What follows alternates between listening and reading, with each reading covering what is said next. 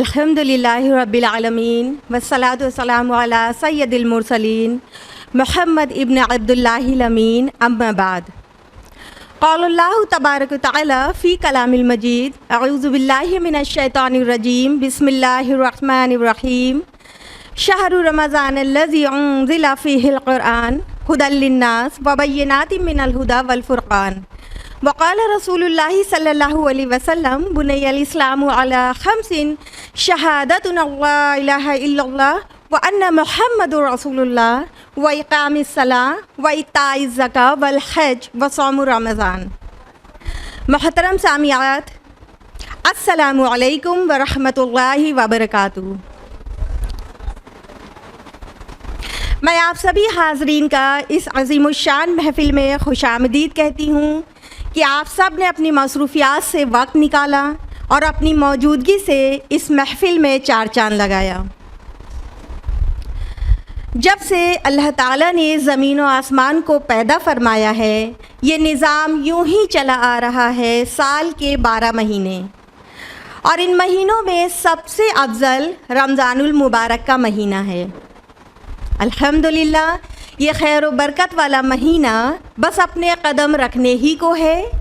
इसकी आमद दस्तक दे रही है और अपने साथ हमारे लिए खुशखबरी ला रही है अल्लाह ताला की नवाजिशों की और उसकी मग़फ़िरत की।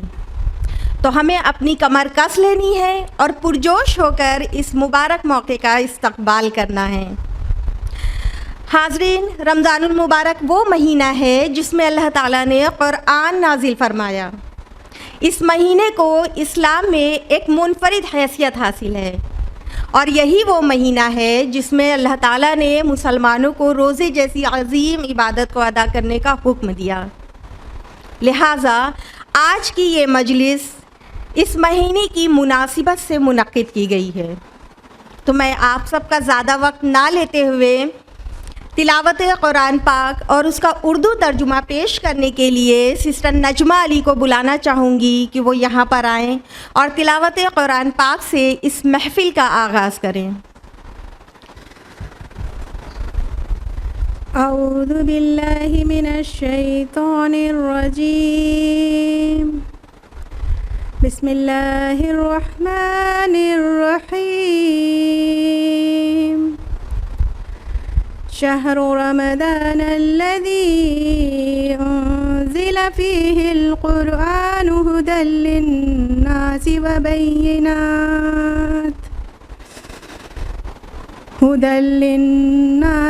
बय्यिनातिम मिनल हुदा वल फ़ुरक़ान फ़मन शहिद मिनकुमुश शहर फ़ल्यसुमहु वमन कान मरीदन औ अला सफरिन फ़इद्दतुम मिन अय्यामिन उख़र युरीदुल्लाहु बिकुमुल युस्र वला युरीदु बिकुमुल उस्र वलितुकमिलुल इद्दत वलितुकब्बिरुल्लाह अला मा हदाकुम वलअल्लकुम तशकुरून। वइज़ा सअलक इबादी अन्नी फ़इन्नी क़रीब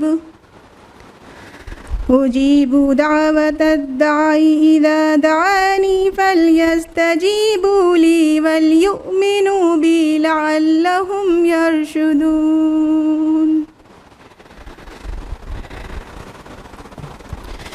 पनाह मांगती हूँ अल्लाह की शैतान मरदूद से।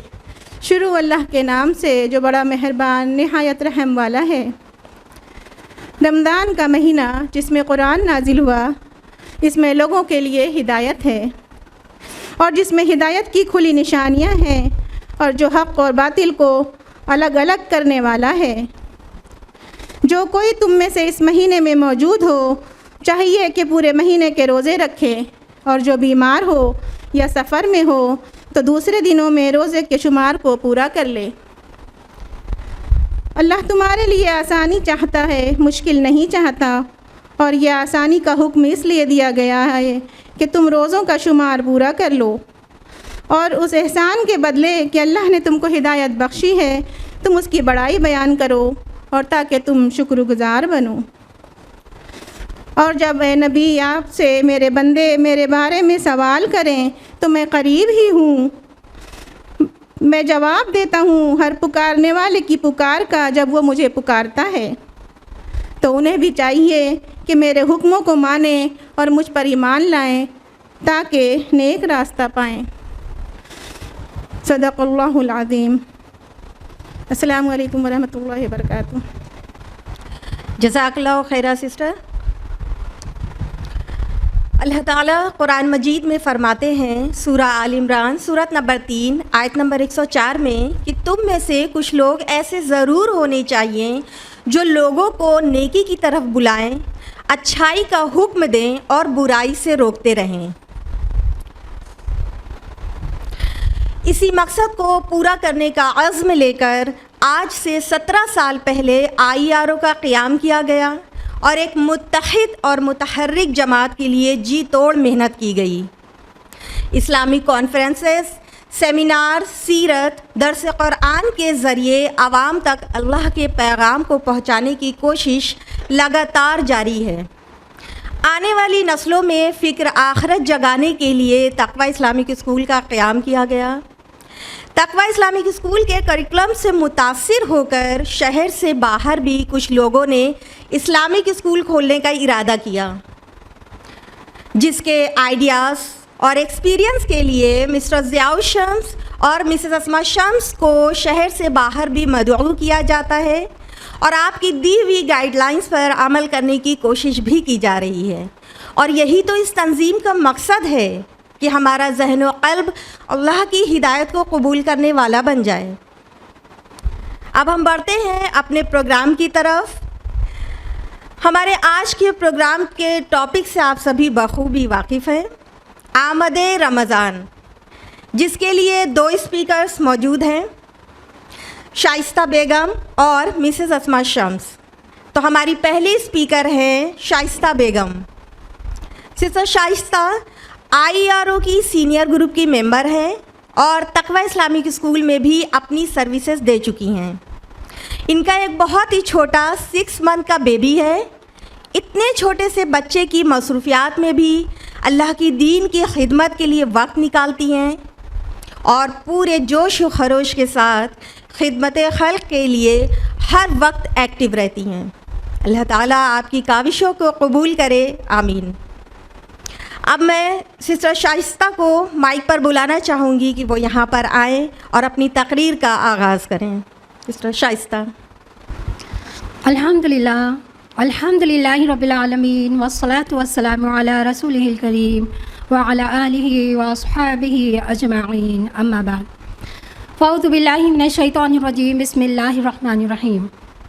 या अय्युहल्लज़ीना आमनू कुतिबा अलैकुमुस सियाम कमा कुतिबा अलल्लज़ीना मिन क़ब्लिकुम लअल्लकुम तत्तक़ून। बिस्मिल्लाहिर्रहमानिर्रहीम। रब्बि इश्रह ली सदरी वयस्सिर ली अमरी वहलुल उक़दतम मिन लिसानी यफ़क़हू क़ौली। अज़ीज़ सामिआत, मैं आप सभी का तहे दिल से खैर मक़दम करती हूँ। अस्सलामु अलैकुम व रहमतुल्लाहि व बरकातुहू। जैसा कि आप सभी के इल्म में है कि आज के हमारे सेमिनार का उन्वान है आमदे रमज़ान। मेरी गुफ्तगू मबनी होगी इंशाअल्लाह ताला रमज़ान की अहमियत व फ़जीलत पर। मैं अपनी गुफ्तगू की शुरुआत एक शेर से करना चाहूँगी। ये ठंडी हवा नहीं इस्तक़बाल है इस महीने का, ये ठंडी हवा नहीं इस्तक़बाल है इस महीने का, जिसकी आमद से पहले दोज़ख भी ठंडी हो जाती है। दिल में फिर से खुशियों का पैगाम आ रहा है, मुबारक हो मोमिनों फिर से रमज़ान आ रहा है। रमज़ान का महीना हर साल की तरह फिर से हमारे दरमियान बस आने ही वाला है। रमज़ान का महीना कितना बड़ा मौका है, कितनी बड़ी नेमत है ईमान वालों के लिए। साल भर अल्लाह ताला ने हमें अलग अलग तरह के माहौल दिए। मसलन जुमा का दिन, पूरे हफ्ते में अपने आप में एक मकाम रखता है। साल भर में अल्लाह ताला ने हमें रमज़ान जैसा महीना भी दिया, जो इस्लामी कैलेंडर का 9वां महीना है, जिसे तमाम महीनों से अफजल करार दिया गया। माह सियाम नुज़ूल क़ुरआन का महीना, अल्लाह ताला की ख़ास रहमतों और बरकतों का महीना, फ़र्राक़ी रिज़्क़ का महीना, जन्नत हासिल करने और जहन्नम से आज़ादी हासिल करने का महीना।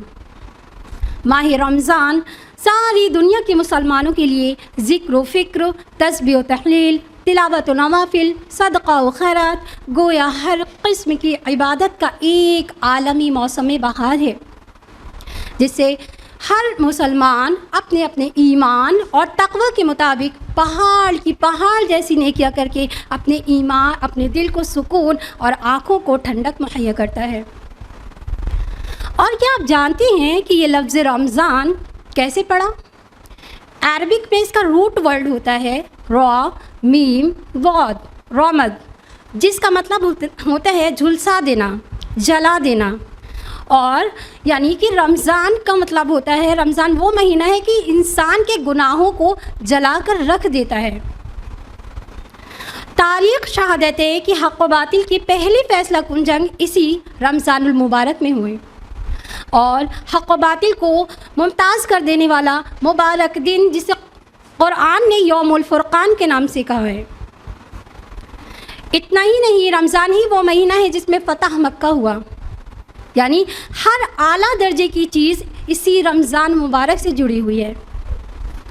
आप देखिए ना कि रमज़ान मुबारक में ही क़ुरआन का नुज़ूल हुआ, जैसे कि अल्लाह ताला ने फरमाया सूरह बक़रा सूरह नंबर 2 आयत नंबर 185 में, शहरु रमज़ान अल्लज़ी उन्ज़िल फ़ीहिल क़ुरआन हुदल लिन्नास व बय्यिनातिन मिनल हुदा वल फ़ुरक़ान, कि रमज़ान वो महीना है जिसमें क़ुरआन नाजिल किया गया, जो लोगों को हिदायत करने वाला है, जिसमें हक़ व बातिल की तमीज़ की निशानियाँ हैं। तो न सिर्फ क़ुरआन का नुज़ूल रमज़ान के मुबारक महीने में हुआ, बल्कि तौरात, ज़बूर, इंजील ये किताबें भी रमज़ान के मुबारक महीने में नाजिल की गई हैं। और क्या आप जानते हैं कि रोज़ा मुसलमानों पर कब फ़र्ज़ किया गया? हिजरत के 1.5 साल बाद रोज़ा मुसलमानों पर फ़र्ज़ किया गया। जैसे कि अल्लाह ताला ने फरमाया सूरह बक़रा सूरह नंबर 2 आयत नंबर 183 में, या अय्युहल्लज़ीना आमनू कुतिबा अलैकुमुस्सियाम, कि ऐ ईमान वालो तुम पर रोज़े फ़र्ज़ किए गए, कमा कुतिबा अलल्लज़ीना मिन क़ब्लिकुम, जिस तरह तुमसे पहले लोगों पर फ़र्ज़ किए गए थे। तो रोज़ा सिर्फ मुसलमानों पर फ़र्ज़ नहीं रहा है, बल्कि पिछली उम्मतों पर भी इसी तरह फ़र्ज़ रहा है। आज भी जो लोग तौरात और इंजील को समझकर पढ़ते हैं, उनकी किताबों में भी लिखा हुआ है। अगर हम बाइबिल का मुताला करें तो बाइबिल के ओल्ड टेस्टमेंट में book of Deuteronomy chapter number 9 verse number 18 में फास्टिंग का हुक्म है। Gospel of Matthew chapter number 17 verse number 21 में फास्टिंग का हुक्म है। इसी तरह महाभारत में अनुशासन बुक नंबर 13 में व्रत रखने को कहा गया है। कहने का मतलब ये है कि रोज़ा यानी फास्टिंग, व्रत हर मज़हब में किसी न किसी शक्ल में ज़रूर मौजूद रहा है। अगर हम बात करें नॉन मुस्लिम्स की, तो नॉन मुस्लिम्स जो व्रत रखते हैं वो कई तरह का रखते हैं। बाज़ व्रत में वो सिर्फ ड्राई फ्रूट्स खाते हैं, बाज़ में फ्रूट्स का इस्तेमाल करते हैं, और बाज़ व्रत में सिर्फ पानी पीते हैं। और नॉन मुस्लिम्स जो व्रत रखते हैं वो किसी भगवान, किसी देवी देवता के लिए नहीं रखते हैं, बल्कि अपने अपनों के लिए रखते हैं। बीवी अपने पति के लिए, माँ अपने बेटे के लिए, बहन अपने भाई के लिए।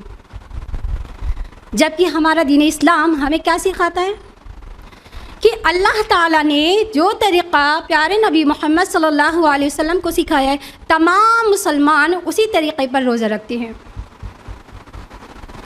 और इससे इस बात की भी नफ़ी कर दी गई है कि अल्लाह के बंदों को बंदगी से निकाल कर सिर्फ एक रब की इबादत करना है। किसी के आगे सर नहीं झुकाना है, किसी के आगे हाथ नहीं फैलाना है। इबादत होगी तो खालिस रब की होगी और अल्लाह ही उसका अज्र देगा। जैसा कि सही बुखारी की हदीस है, हदीस नंबर 1904 में अल्लाह के रसूल सल्लल्लाहु अलैहि वसल्लम ने फरमाया, ये हदीस कुदसी भी है कि अल्लाह ताला फरमाता है, अल्लाह ताला फरमाता है कि इंसान का हर नेक अमल खुद उसके लिए है और रोज़ा मेरे लिए है और मैं ही उसका बदला दूंगा। तो मुसलमान जो कि रोज़ा किसी और के लिए नहीं रखते हैं, वो अल्लाह के लिए रखते हैं। तो ये अल्लाह ताला पर डिपेंड है कि अल्लाह ताला रोज़े आखिरत जितना चाहे उतना अज्र से अपने बंदों को नवाजेगा।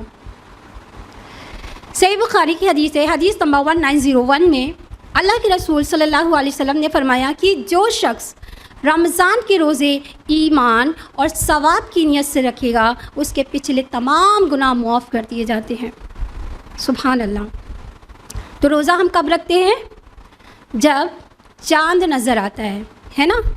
हज़रत अब्दुल्ला बिन उमर रज़ी अल्लाह तआला अन्हु से रिवायत है कि अल्लाह के रसूल सल्लल्लाहु अलैहि वसल्लम ने फरमाया कि चाँद देखे बग़ैर रमज़ान के रोज़े शुरू ना करो और चाँद देखे बग़ैर रमज़ान ख़त्म ना करो।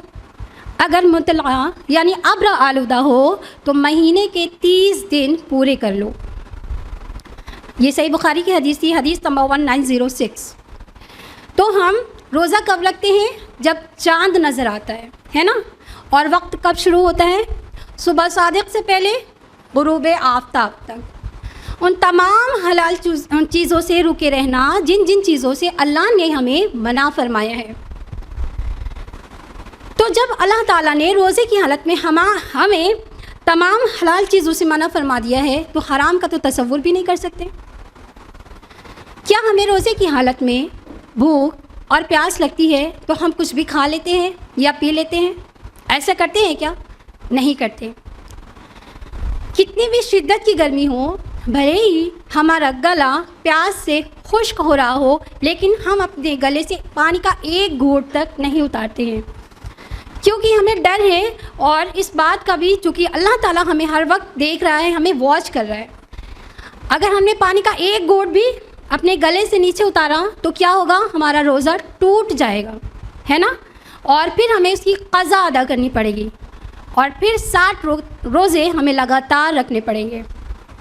हाँ, अगर गलती से किसी ने कुछ भी खा लिया या पी लिया तो बात अलग है, क्योंकि अल्लाह ताला रोज़े की हालत में उस बंदे को खिलाता और पिलाता है। रोज़े का मकसद है तक़वा इख्तियार करना। जैसा कि अल्लाह ताला ने फरमाया सूरह बकरा की आयत नंबर 183 में, लअल्लकुम तत्तक़ून, ताकि तुम परहेज़गार बन जाओ, मुत्तक़ी बन जाओ। और ये तक़वा की सिफ़त हमारे अंदर कैसे पैदा होगी? हज़रत अब्दुल्ला बिन मसूद रज़ी अल्लाह तआला अन्हु फरमाते हैं कि ज़िंदगी का कोई ऐसा लम्हा ना हो जहाँ तुम खुदा को याद ना रखो, और अगर तुम खुदा को भूल गए तो समझो तुम्हारा तक़वा कम हो गया। तो वो जो कोशिश रहेगी हमारी कि अल्लाह को भूलना ही नहीं है, जितनी ज़्यादा कोशिश करेंगे उतनी हमारी तक़वा की प्रैक्टिस होती रहेगी। साल के 11 महीने भी हमें गुनाह के काम करना ही नहीं है। मिसाल के तौर पर शिर्क करना ही नहीं है, कुफ्र करना ही नहीं है, ज़िना करना ही नहीं है, शराब पीना ही नहीं है, बुतों की इबादत करना ही नहीं है, गैब का इल्म जानना ही नहीं है, किसी पीर फ़कीर के आगे सर झुकाना ही नहीं है। यानी ये बड़े बड़े गुनाह आम दिनों में भी नहीं करना है। तो जब अल्लाह ताला आम दिनों में नहीं करना है, ये तक़वा रमज़ान के रोज़े के साथ क्यों रखा गया है? ताकि इंसान जब अल्लाह ताला के लिए हलाल चीज़ों को छोड़ देता है, खाना पीना क्या है, ये हलाल है या हराम? हलाल है। शौहर बीवी का एक दूसरे से मिलना हलाल है या हराम है? ऑफ कोर्स हलाल है। तो इन चीज़ों से जब अल्लाह ताला ने रोज़े की हालत में मना कर दिया कि इनको भी आपको नहीं करना है, तो हराम के तो करीब भी नहीं जा सकते। हदीस है तिरमिज़ी की, हदीस नंबर 682। अल्लाह के रसूल सल्लल्लाहु अलैहि वसल्लम रमज़ान की अज़मतों बरकतों को बयान फरमाते हुए कहते हैं कि जब रमज़ान की पहली रात आती है तो अल्लाह ताला तमाम सरकश शयातीन को जकड़ देते हैं। तमाम सरकश शयातीन और जिन को जकड़ देते हैं और जहन्नम के सारे दरवाज़े बंद कर दिए जाते हैं, उसमें से एक भी दरवाज़ा खुला नहीं रहता और जन्नत के सारे दरवाज़े खोल दिए जाते हैं। उनमें से कोई भी दरवाज़ा बंद नहीं रहता। और खुदा का मुनादा पुकारता है कि ए खैर और भलाई की तलब आगे बढ़, और ए बुराई और बदअमली के शौकीन रुक जा। और खुदा की नाफरमान बंदों की रिहाई बख्शी जाती है, और ये रमज़ान की हर रात होता है। यानी चाँद दिखते ही अल्लाह ताला तमाम सरकश शयातीन और जिन को जकड़ देते हैं, और जहन्नम के सारे दरवाज़े बंद, जन्नत के सारे दरवाज़े खोल दिए जाते हैं। चाँद दिखते ही मस्जिदों की रौनकें बढ़ जाती हैं। किसी ने क्या खूब कहा है कि नमाजियों का अब सैलाब आने वाला है, नमाजियों का अब सैलाब आने वाला है, पता चला है कि रमज़ान आने वाला है। मस्जिदों का दायरा अब ज़रा बड़ा कर दो, बस 1 माह का मुसलमान आने वाला है। वाकई क्या खूब कहा है। इस 1 महीने की ट्रेनिंग में हमने क्या सीखा? क्या रोज़ा रखने का मकसद सिर्फ भूखे और प्यासे रहना है? हमने रोज़ा तो रख लिया, लेकिन हमारी ज़िंदगियों में कोई तब्दीली नहीं आई। ऐसा क्यों है? दरअसल रोज़ेदार 3 तरह के होते हैं। एक वो लोग होते हैं जिनके लिए ये महीना निहायत ही इबादत का महीना, ज़िक्र का महीना और रहमतों बरकतों का महीना होता है। जो गुनाह, जो लग़्ज़िशें, जो कोताहियाँ, जो गुनाह उनके 11 महीने में होते हैं, वो इस 1 महीने में अपने रब के आगे रो कर, गिड़गिड़ा कर, अपनी मग़फ़िरत करा के जन्नत के मुस्तहिक़ बन जाते हैं।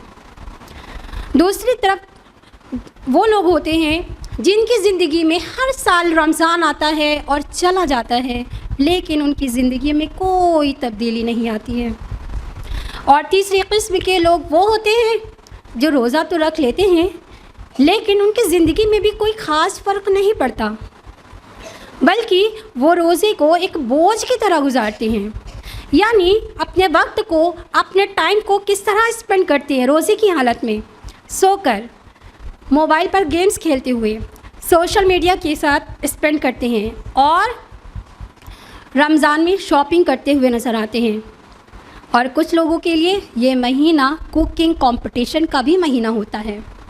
जी हाँ, रमज़ान आने से पहले ही यूट्यूब पर बेहतरीन से बेहतरीन डिशेस बनाना सीखते हैं, और जैसे ही रमज़ान आता है ज़ोहर की नमाज़ के बाद इफ्तार की तैयारियों में बिज़ी हो जाते हैं, और हर दिन एक नई डिश बनाकर बाकायदा उसको स्टेटस पर लगाकर शो ऑफ भी करते हैं कि आज मैंने ये डिश बनाई है।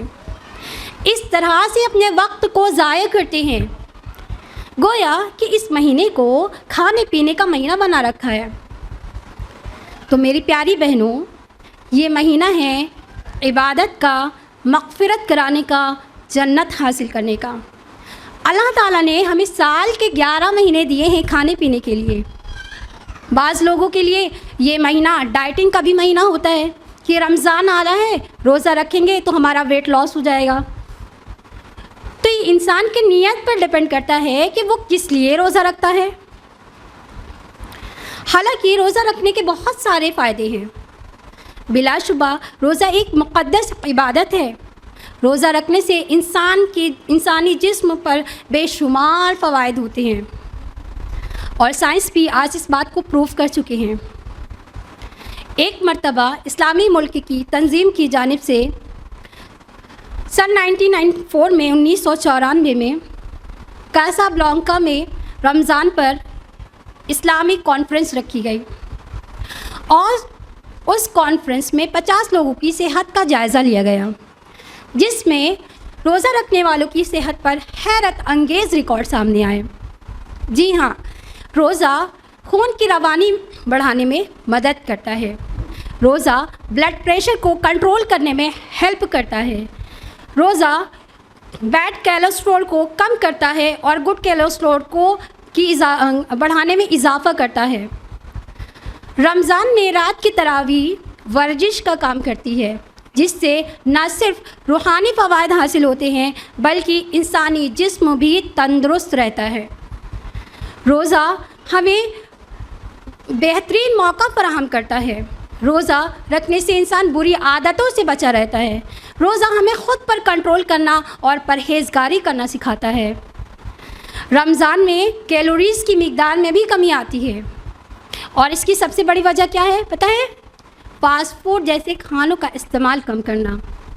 और माहिरीन का कहना है कि रोज़ा इंसान की ज़ाहिरी खूबसूरती जैसे बाल और नाखून के लिए भी बेहद मुफीद साबित होता है। 14 से 15 घंटे लगातार रोज़ा रखने से इंसान के जिस्म पर मौजूद जहरीलेपस और दीगर जरासीम ख़त्म हो जाते हैं। रोज़ा कैंसर जैसी बीमारियों के लिए भी ढाल है। जी हाँ, जापान के एक साइंटिस्ट जिनका नाम योशिनोरी ओशोमी है, 2016 में उनको नोबेल प्राइज़ दिया गया। जब लोगों ने उनसे पूछा, यानी उनको मुबारकबाद दी, तो लोगों ने उनसे पूछा कि आपने कैंसर से बचने की ऐसी कौन सी मेडिसिन तलाश की? तो उन्होंने बताया कि मैंने कोई मेडिसिन नहीं बल्कि कैंसर से बचने का हल तलाश किया है। तो उन्होंने बताया कि जब हम भूखे होते हैं, हमारी बॉडी में ग़िज़ा यानी जब हमारी बॉडी में मौजूद ग़िज़ा यानी खाना जब ख़त्म होने लगता है तो हमारी बॉडी जो है वो भूख महसूस करती है और भूख की शिद्दत की वजह से हमारे अंदर जो सेल्स होते हैं वो आपस में एक दूसरे को खाना शुरू करते हैं, जिसकी वजह से कैंसर नहीं होता है। तो उन्होंने कहा कि अगर आप चाहते हैं कि आपके अंदर ऐसे सेल्स ना पाए जाएं तो आपको भूखा रहना पड़ेगा। तो लोगों ने उनसे पूछा कि कितने दिन भूखा रहा जाए? तो उन्होंने कहा कम से कम 20 से 25 दिन और 9 से 10 घंटे भूखा रहा जाए तो आपके अंदर आपकी बॉडी तमाम ऐसे सेल्स को खा जाएगी और उससे कैंसर नहीं होगा। तो जैसे जैसे साइंस तरक्की करती जा रही है वैसे वैसे रोज़े के साइंटिफिक फ़ायदे भी सामने आते जा रहे हैं। तो हमारा जिस्म क्या है? एक मशीन की तरह है ना। अगर किसी भी मशीन का रोज़ाना इस्तेमाल किया जाए और साल में उसकी अगर सर्विसिंग ना कराई जाए तो क्या होगा? वो ख़राब हो जाएगी, है ना। फॉर एग्ज़ाम्पल कि एसी है, अगर साल में इसकी सर्विसिंग ना कराई जाए तो ये ख़राब हो जाएगी।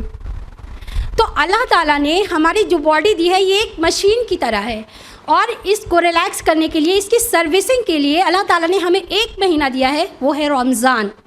यानी जब हम रमज़ान में रोज़ा रखते हैं तो हमारी बॉडी को रिलैक्स मिलता है और वो तमाम फ़वाइद हमें रोज़े की हालत में मिलते हैं जो अभी मैंने आपको बताए हैं।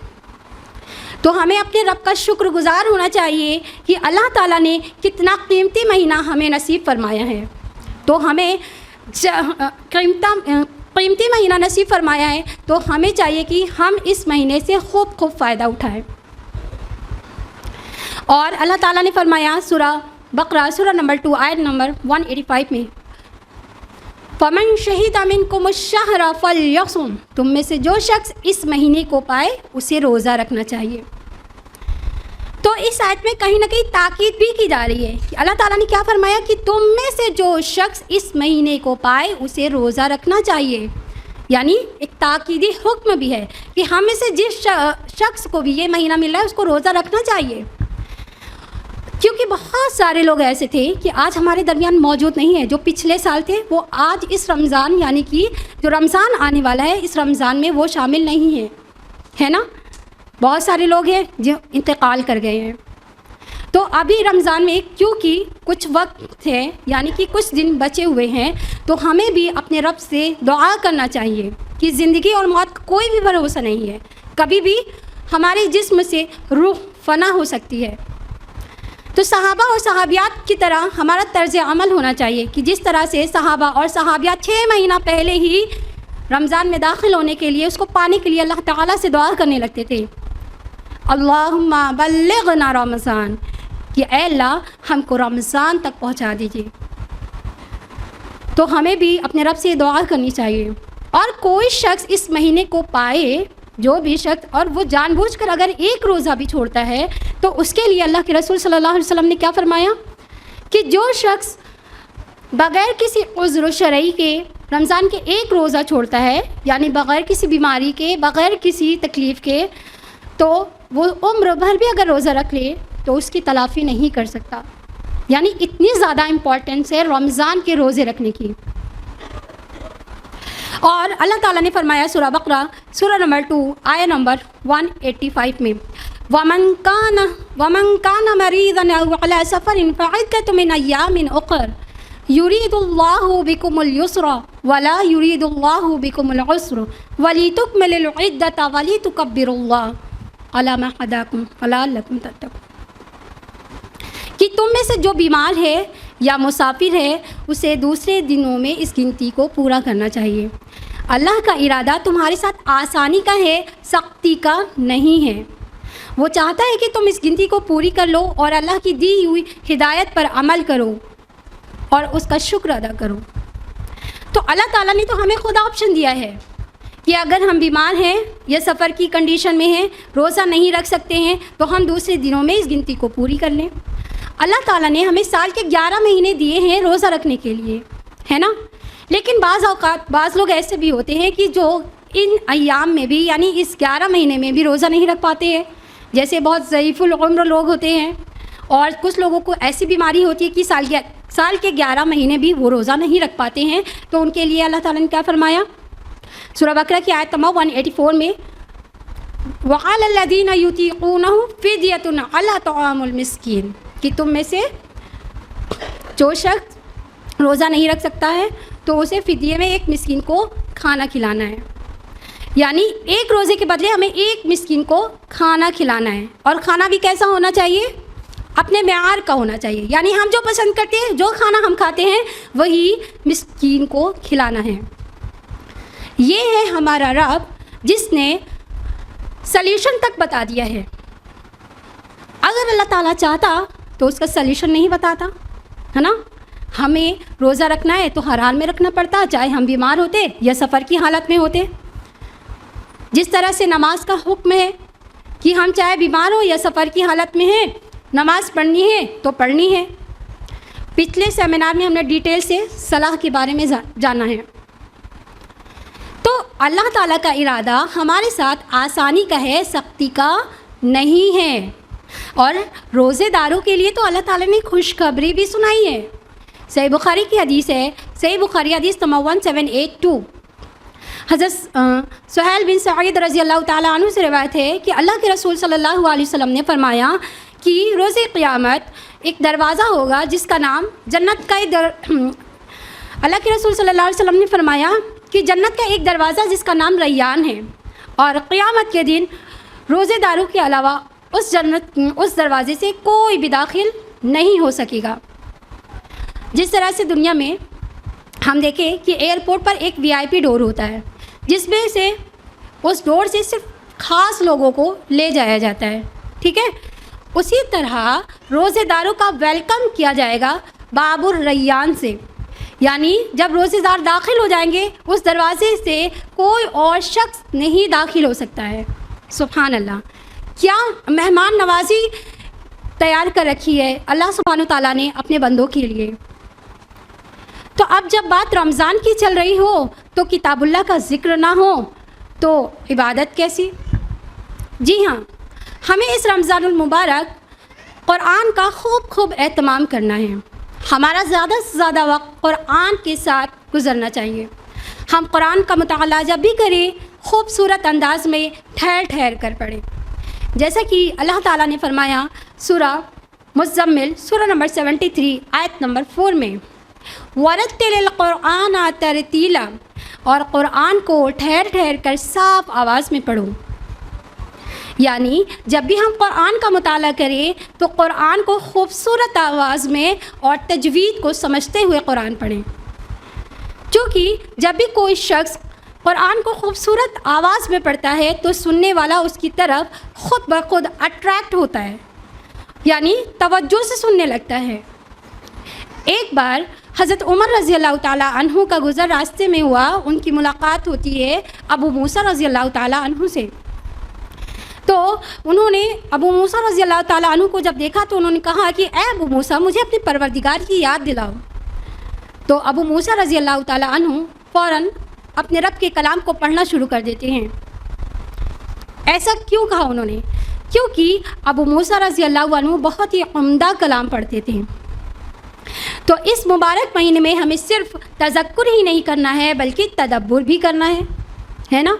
जैसा कि अल्लाह ताला ने फरमाया सूरह सौद सूरह नंबर 38 आयत नंबर 29 में, किताबुन अंज़लनाहु इलैका मुबारकुल लियदब्बरू आयातिही वलियतज़क्कर उलुल अलबाब, कि जो किताब हमने आपकी तरफ नाजिल की है वो बहुत ही बरकत वाली है ताकि लोग उसकी आयतों पर गौर व फिक्र करें और अक्लमंद उससे नसीहत हासिल करें।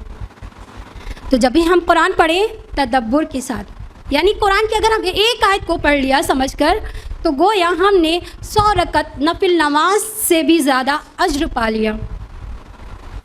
यानी इतनी अहमियत और फजीलत है एक आयत को समझकर पढ़ना। हालांकि हम पूरे रमज़ान कुरान का साथ तो हमारा रहता है, लेकिन हमारा मकसद क्या होता है कि पूरे रमज़ान 4 से 5 कुरान ख़त्म करना है ना। जबकि हम साल के 11 महीने तो कुरान छूते ही नहीं, अफसोस के साथ। या तो कुरान का इस्तेमाल मैयत पर पढ़ने के लिए या फिर कसम खाने के लिए इस्तेमाल करते हैं, लेकिन जैसे ही रमज़ान शुरू होता है एक कंपटीशन शुरू हो जाता है और बस ख़त्म कुरान की दौड़ लग जाती है। किसी ने क्या खूब कहा, बेज़ुबां को जब वो ज़ुबां देता है, बेज़ुबां को जब वो ज़ुबां देता है, पढ़ने को फिर वो कुरान देता है। बख्शने पे आए उम्मत के गुनाहों को, तोहफ़े में गुनाहगारों को रमज़ान देता है। तो अल्लाह ताला ने हमें ये बेहतरीन मौका दिया है, यानी जो रमज़ान आने वाला है ये बहुत बेहतरीन मौका है। हम अपना ज़्यादा से ज़्यादा वक्त कुरान के साथ गुजारें, अपनी लाइफ को चेंज करें कुरान के ज़रिए, कुरान का खूब साथ लें। जिस तरह से अल्लाह के रसूल सल्लल्लाहु अलैहि वसल्लम, क्योंकि इस मुबारक महीने में जिब्राईल अलैहिस्सलाम आप सल्लल्लाहु अलैहि वसल्लम को 2 बार कुरान का दौर कराते थे, क्योंकि ये वही किताब है जो दुनिया में भी इज़्ज़त और सरबुलंदी अता फ़रमाता है और जन्नत में भी हमारा साथी होगा। अब हम बात करते हैं इस महीने के एक अहम पॉइंट्स की तरफ, यानी वो है इन्फाक फ़ी सबीलिल्लाह, मीन्स कि अल्लाह की राह में ख़र्च करना। यानी इस रमज़ानुल मुबारक हमें अल्लाह की राह में खूब सदका और खैरात करना है, खूब अपने माल को ख़र्च करना है। एक मरतबा अल्लाह के रसूल सल्लल्लाहु अलैहि वसल्लम असर की नमाज़ पढ़ने के बाद फ़ौरन घर तशरीफ़ ले जाते हैं और फिर कुछ देर के बाद बाहर निकलते हैं। तो सहाबा ने इसका सबब पूछा तो अल्लाह के रसूल सल्लल्लाहु अलैहि वसल्लम ने फरमाया कि सोने की एक डली घर में रह गई थी, मैंने मुनासिब ना समझा कि रात आए और घर में ही रखी रहे, तो इसलिए मैंने उसको मुस्तहिक़ीन में तक़सीम कराया। यानी अल्लाह के रसूल सल्लल्लाहु अलैहि वसल्लम इस रमज़ान मुबारक यानी रमज़ान के महीने में बहुत ज़्यादा ही सदका व खैरात करने लगते थे, बहुत ज़्यादा सदका, यानी उनकी सखावत बहुत ज़्यादा बढ़ जाया करती थी रमज़ान मुबारक के महीने में, आम दिनों से ज़्यादा। हज़रत अनस रज़ियल्लाहु ताला अन्हु फरमाते हैं कि अल्लाह के रसूल सल्लल्लाहु अलैहि वसल्लम ने फरमाया कि सदका व खैरात खुदा के गज़ब को ठंडा करता है और बुरी मौत से बचाता है। यानी आम महीनों में किया गया सदका रमज़ान के महीने में ज़्यादा अज्र सवाब का बाइस बनता है। जिस तरह से आम दिनों में किया गया उम्रा रमज़ान में किया गया उम्रा हज के बराबर सवाब मिलता है। ये हदीस है सही बुखारी की हदीस नंबर 1782। यानी हमें खूब सदका व खैरात करना है रमज़ानुल मुबारक के महीने में। जिस तरह अगर किसी मॉल में धमाकेदार ऑफ़र होता है तो लोगों की भीड़ इकट्ठा हो जाती है ख़रीदारी करने के लिए, है ना। जो चीज़ नहीं ख़रीदनी होती है तो ऑफ़र की वजह से लोग उसको भी ख़रीद लेते हैं, लेकिन दुनिया में ख़रीदी गई चीज़ हम यूज़ करते हैं ख़त्म हो जाती है। अल्लाह की राह में ख़र्च किया गया माल बढ़ता है। जैसे कि अल्लाह ताला ने फरमाया सूरा रोम सूरा नंबर 30 आयत नंबर, अल्लाह की राह में ख़र्च किया गया माल बढ़ता है ना। सही बुखारी की हदीस है हज़रत अब्दुल्ला बिन उमर रज़ियल्लाहु ताला अन्हु से रिवायत है कि अल्लाह के रसूल सल्लल्लाहु अलैहि वसल्लम ने फरमाया कि अगर कोई शख्स पाक कमाई यानी हलाल कमाई से एक खजूर भी सदका करता है तो अल्लाह ताला उसे अपने हाथ में लेकर बढ़ाता है। जिस तरह से तुम अपने बच्चे की परवरिश करती हो यहाँ तक कि वो पहाड़ के मानिंद हो जाता है। यानी पाक कमाई से किया गया सदका इतना अज्र का बाइस होता है ना। सहाबा किराम का क्या कहना। सहाबा किराम ज़कात और सदक़ात का इंतहाई एहतमाम फरमाते थे।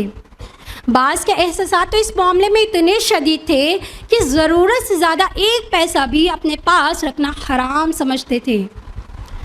और अबू ज़र रज़ी अल्लाह अन्हु की तो ये मुस्तक़िल आदत हो गई थी कि जब भी किसी दूसरे को देखते, यानी किसी को भी देखते, तो उनको ज़कात की तरफ ज़रूर मुतवज्जह फरमाते। इससे इसकी इम्पॉर्टेंस भी पता चलती है कि ज़कात कोई टैक्स नहीं है जो हुकूमत अपने पब्लिक पर मुकर्रर करती है, बल्कि ये माली इबादत है।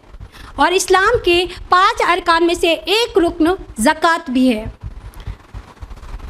ज़कात का अल्लाह ताला ने कुरान मजीद में 32 मकामात पर ज़िक्र किया है, यानी नमाज और ज़कात का साथ साथ ज़िक्र किया है। और 82 मकामात पर अल्लाह ताला ने 82 मकामात पर उसका ताकीदी हुक्म दिया है। ज़कात का माना क्या होता है? पाक होना, बढ़ना, नशोनुमा पाना। और इस्लाही माना में कि ज़कात वो माली इबादत है जो हर मुसलमान, हर साहिब निसाब मुसलमान पर शरीयत की मुकर्रर की हुई हद, यानी कि 1 साल जब हमारा गुज़र जाता है माल में से, तो उसका हमें ज़कात अदा करनी पड़ती है, यानी शरीयत में जिस तरह से मुकर्रर की गई है ना।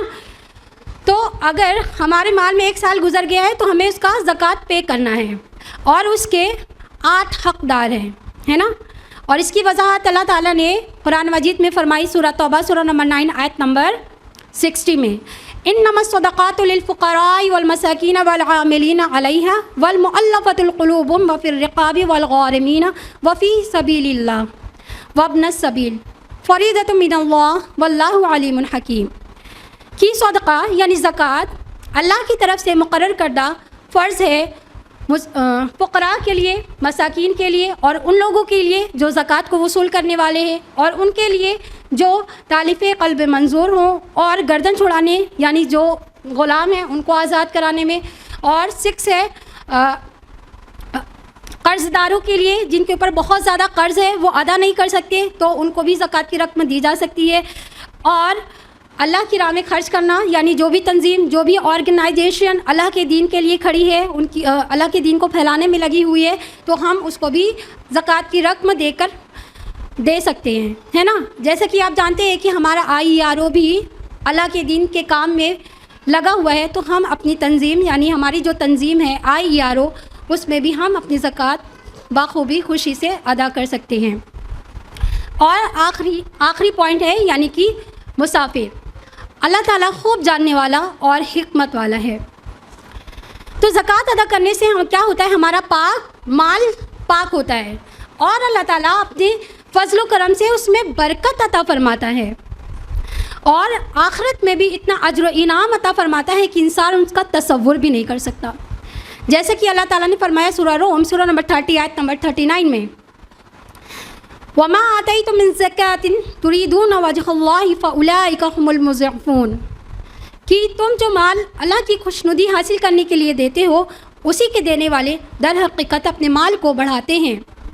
और सूरह आल इमरान सूरह नंबर 3 आयत नंबर 133 में अल्लाह ताला ने फरमाया, वसारिउ इला मग़फ़िरतिन मिन रब्बिकुम व जन्नतिन अर्ज़ुहस समावातु वल अर्द उइद्दत लिल मुत्तक़ीन अल्लज़ीना युनफ़िक़ूना फ़िस सर्राइ वद दर्रा।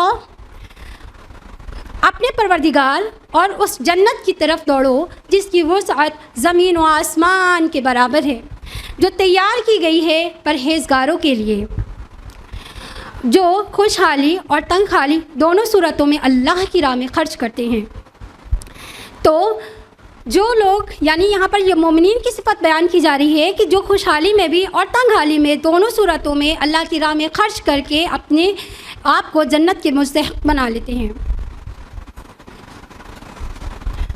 और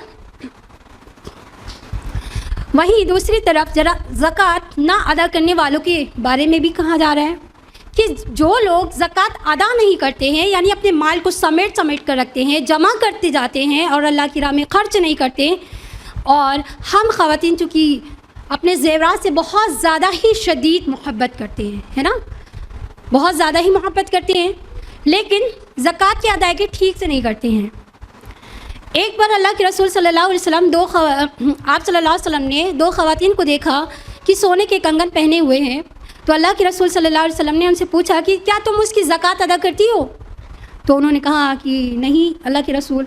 तो आप सल्लल्लाहु अलैहि वसल्लम ने फरमाया कि क्या तुम्हें ये मंजूर है कि रोज़े आखिरत आग के कंगन पहना जाए?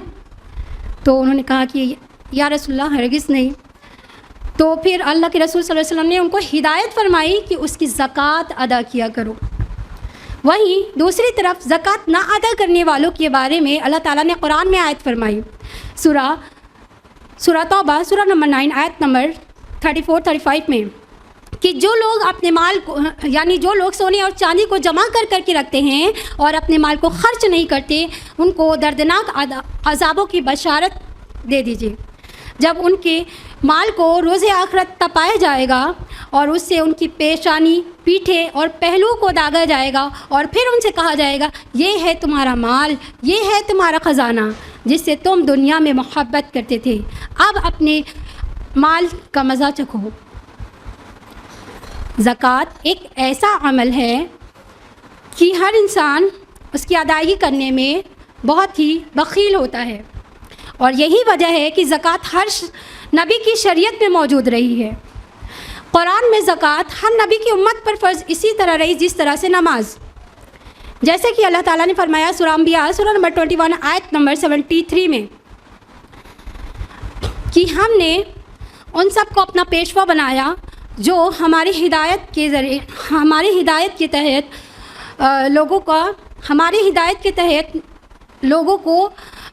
लोगों को नेक काम का हुक्म देते हैं, और वही के ज़रिए हमने उनको हुक्म दिया कि नमाज का एहतमाम करें और ज़कात देने की हिदायत फरमाई, और ये सब हमारे इबादत गुज़ार बंदों में से थे।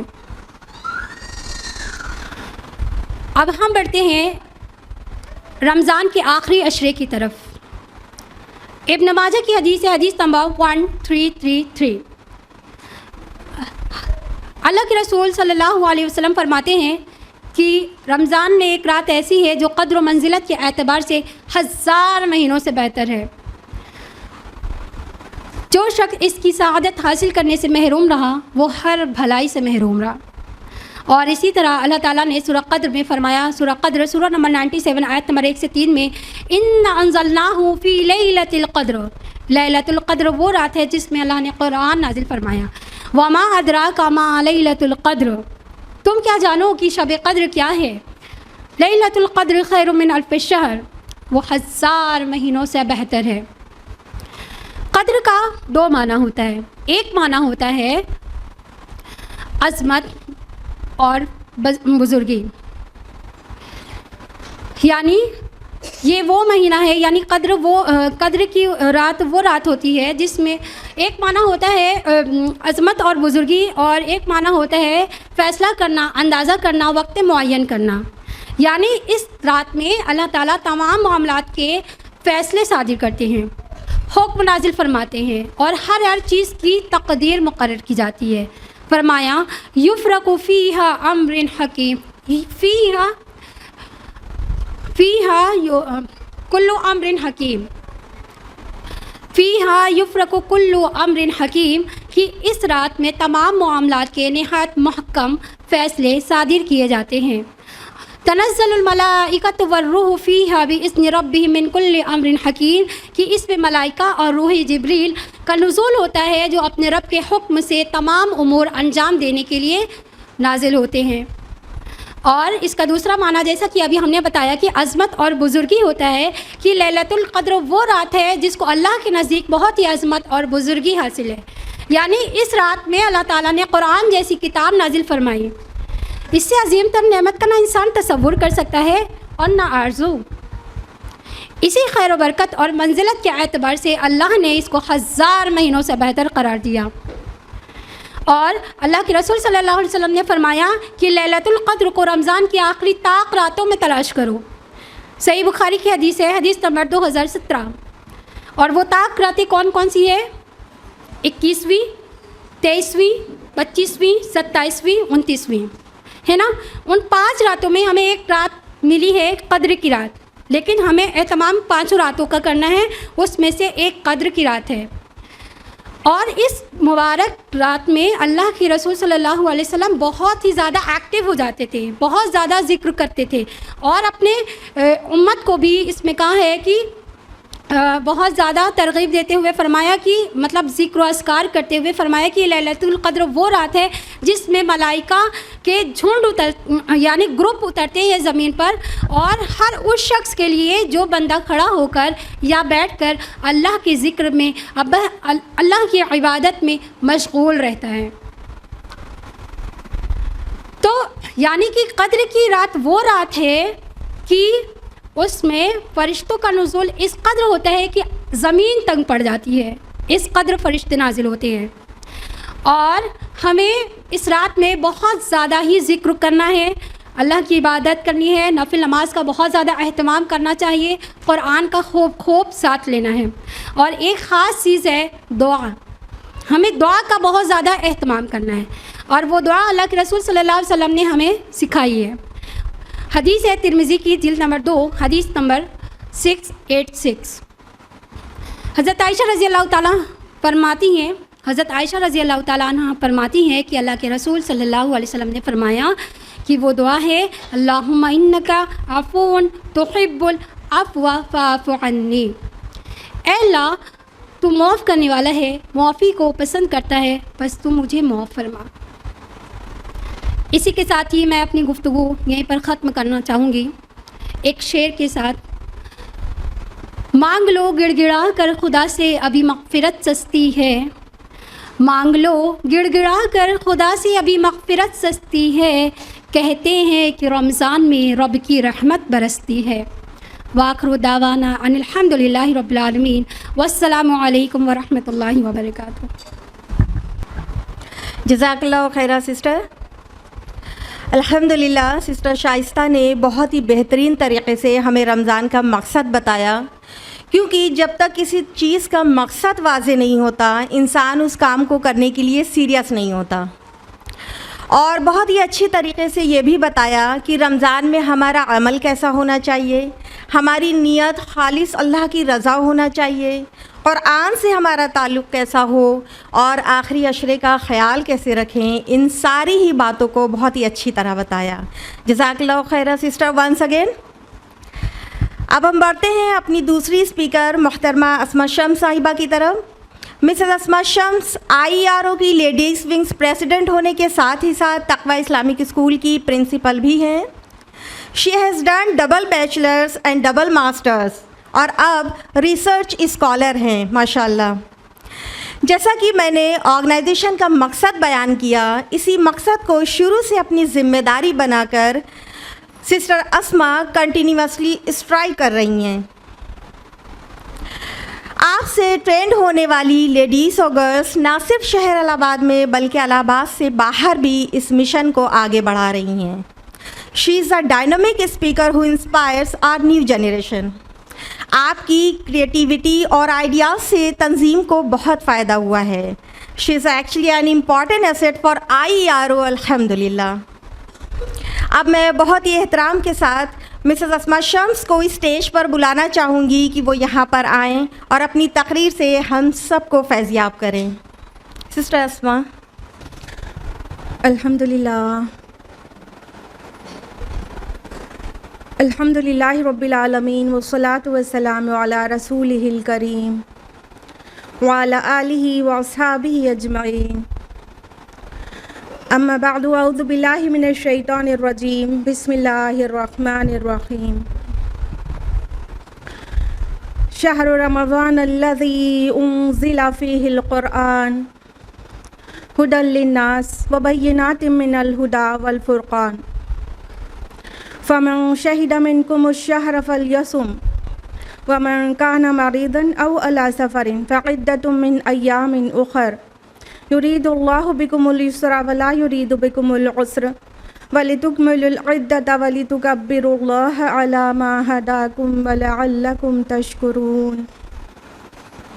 रब्बि इश्रह ली सदरी व यस्सिर ली अमरी वहलुल उक़दतम मिन लिसानी यफ़क़हू क़ौली। मेरे अज़ीज़ सामियात, आप सभी का खैर मक़दम है। अस्सलामु अलैकुम वरहमतुल्लाहि वबरकातुहू। जैसे कि बखूबी आपके इल्म में आ चुका है कि आज के इस सेमिनार का टॉपिक है आमद रमज़ान। और अभी सिस्टर शाइस्ता से आपने रमज़ान की फ़जीलत और अहमियत पर एक जामे गुफ्तगू सुनी, और मेरी गुफ्तगू का मौजू होगा माह रमज़ान प्रिपरेशन, यानी रमज़ान की तैयारियाँ। तो अल्लाह सुब्हानहू व तआला की रहमत से एक रहमतों, बरकतों और इनायतों का महीना साया फगन हो चुका है और बस आया ही चाहता है। चूँकि ये महीना इतना अजीम और इतना अहम है कि इसकी हमें तैयारी करना चाहिए। इसकी अहमियत का अंदाज़ा इस हदीस से भी लगा सकते हैं जो कि इब्न माजा में भी है और मुस्नद अहमद में भी, और अल्लामा अलबानी ने इसको सिलसिलत सहीहा में सही हदीस करार दिया है।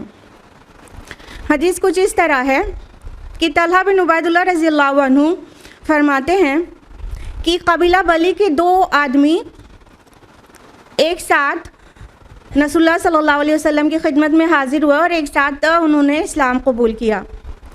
उनमें दोनों में से एक ज़्यादा इबादत गुजार था। फिर उसके बाद जो ज़्यादा इबादत गुजार था वो एक जिहाद में शामिल होता है और शहीद हो जाता है, और दूसरा 1 साल के बाद तबई मौत से वफ़ात पा गया। हज़रत तलहा बिन उबैदुल्लाह रज़ियल्लाहु अन्हु फरमाते हैं कि मैंने ख्वाब देखा कि मैं जन्नत के दरवाज़े पर खड़ा हूँ और वो दोनों अशख़ास भी वहाँ मौजूद हैं, और जन्नत से एक फ़रिश्ता आता है और उस शख्स को दाखिले की इजाज़त पहले देता है जो तबई मौत मरा था, और उसके बाद जो शहीद हुआ था उसको जन्नत में दाखिल होने के लिए बाद में एंट्री मिलती है। और तलहा बिन उबैदुल्लाह से कहा भी तुम्हारा वक्त नहीं आया। सुबह को वो बहुत हैरान हुए कि जिस शख्स की शहादत हुई उसको बाद में जन्नत में जाने को मिला, और जो तबई मौत मरा 1 साल बाद उसको पहले। तो नबी सल्लल्लाहु अलैहि वसल्लम के सामने ये मामला पेश किया गया, ये ख्वाब बयान किया गया। तो अल्लाह के रसूल सल्लल्लाहु अलैहि वसल्लम ने फरमाया कि क्या उसको 1 साल बाद में एक रमज़ान और 6000 रकतें नमाज यानी फ़राइज़ और नवाफिल और नहीं मिली? इस हदीस से हमें क्या पता चलता है कि रमज़ान का पाना कैसे दर्जात की बुलंदी कर सकता है कि शोहदा के जो कि जिनका शोहदा का मकाम इतना आला है, इसमें किसी का कोई डिफरेंस ऑफ ओपिनियन नहीं है, लेकिन रमज़ान शोहदा के मकाम से आला मकाम तक पहुंचा सकता है अगरचे हम रमज़ान को सही तरीक़े से गुजारें। सहाबा किराम रज़ियल्लाहु अन्हुम अजमाइन और सहाबियात रमज़ान के आने से 6 महीना पहले से दुआएं करने लगते थे, अल्लाहुम्मा बल्लिगना रमज़ान, अल्लाहुम्मा बल्लिगना रमज़ान, अल्लाह में रमज़ान तक पहुंचा दे। इससे क्या पता चलता है कि सहाबा को इंतज़ार रहता था। क्यों इंतज़ार रहता था? अभी देखिए ना कि आप और हम सबकी ज़िंदगी में पिछला जो रमज़ान आया था हमने देखा कि उनमें से कई लोग, हमारे गिरदोपेश के कई लोग, कई मुताल्लिक़ीन इस रमज़ान में नहीं हैं हयात में, और अगर हम रमज़ान में दाखिल हो सकें ज़िंदगी से सेहत के साथ तो ये कितनी बड़ी ब्लेसिंग है अल्लाह सुब्हानहू व तआला की। तो जाहिर है हम इसे यूं ही तो जाने नहीं देंगे और मैक्सिमम बेनिफिट चाहेंगे इस रमज़ान से। तो जल्दी तैयार हो जाइए रमज़ान की प्रेपरेशन के लिए। अगर अभी तक भी स्टार्ट नहीं की है तो हम लोग सबसे पहले जानेंगे स्पिरिचुअल प्रेपरेशन, यानी रमज़ान की रूहानी तैयारी। तैयारी में सबसे ऊपर first and foremost I would like to say purify your intention, अपनी नियतों को पाक करें, मकासद को समझें, अपनी नियत को फिर से रिन्यू करें। कहीं ऐसा ना हो कि रोज़ेदार कहलाना मकसद हो, इबादत गुजार कहलाना मकसद हो, या तो फिर ज़ीरो फिगर पाना। ये सब कुछ भी मकसद ना हो सिवाय अल्लाह की रज़ा के। सिर्फ़ और सिर्फ अल्लाह की रज़ा के लिए रमज़ान में रोज़े रखें और उसकी इबादतें करें ताकि वो राज़ी हो जाए। इसलिए अपनी नियतों को चेक करना भी हमारा काम है और उसको प्योरीफाई करना भी हमारा एक अहम काम होना चाहिए। उसके अलावा स्पिरिचुअल डिटॉक्स भी बहुत इम्पॉर्टेंट है। अगर किसी से कोई नाराज़गी है तो माफ़ कर दें, किसी से कोई खफगी है तो अल्लाह के लिए दरगुज़र कर दें, और कोई आपसे नाराज़ है तो उससे माफ़ी मांगें, और नहीं भी मालूम है तब भी कुछ मखसूस लोगों से ज़रूर माफ़ी मांगें, जैसे कि वालिदैन हो गए, शौहर हो गए, या तो गिरदोपेश के और लोग वर्क प्लेस पर या रिश्तेदारों में, पड़ोसियों में, इवन दोस्तों में।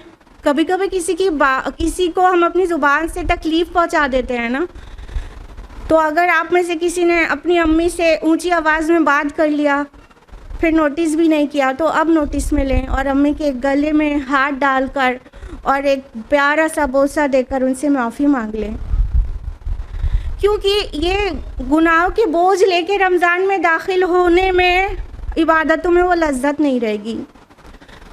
और साथ ही अपने रब से बहुत गिड़गिड़ा कर मग़फ़िरत मांगे, बहुत दुआएं मग़फ़िरत करें और बहुत ज़्यादा इस्तिग़फ़ार करें ताकि अल्लाह ताला हमें माफ़ कर दे और हम लोग रमज़ान में इस तरह से दाखिल हों कि हमारे ज़िम्मे कोई गुनाह ना बचे और इबादतों में हमें लज्जत मिल सके।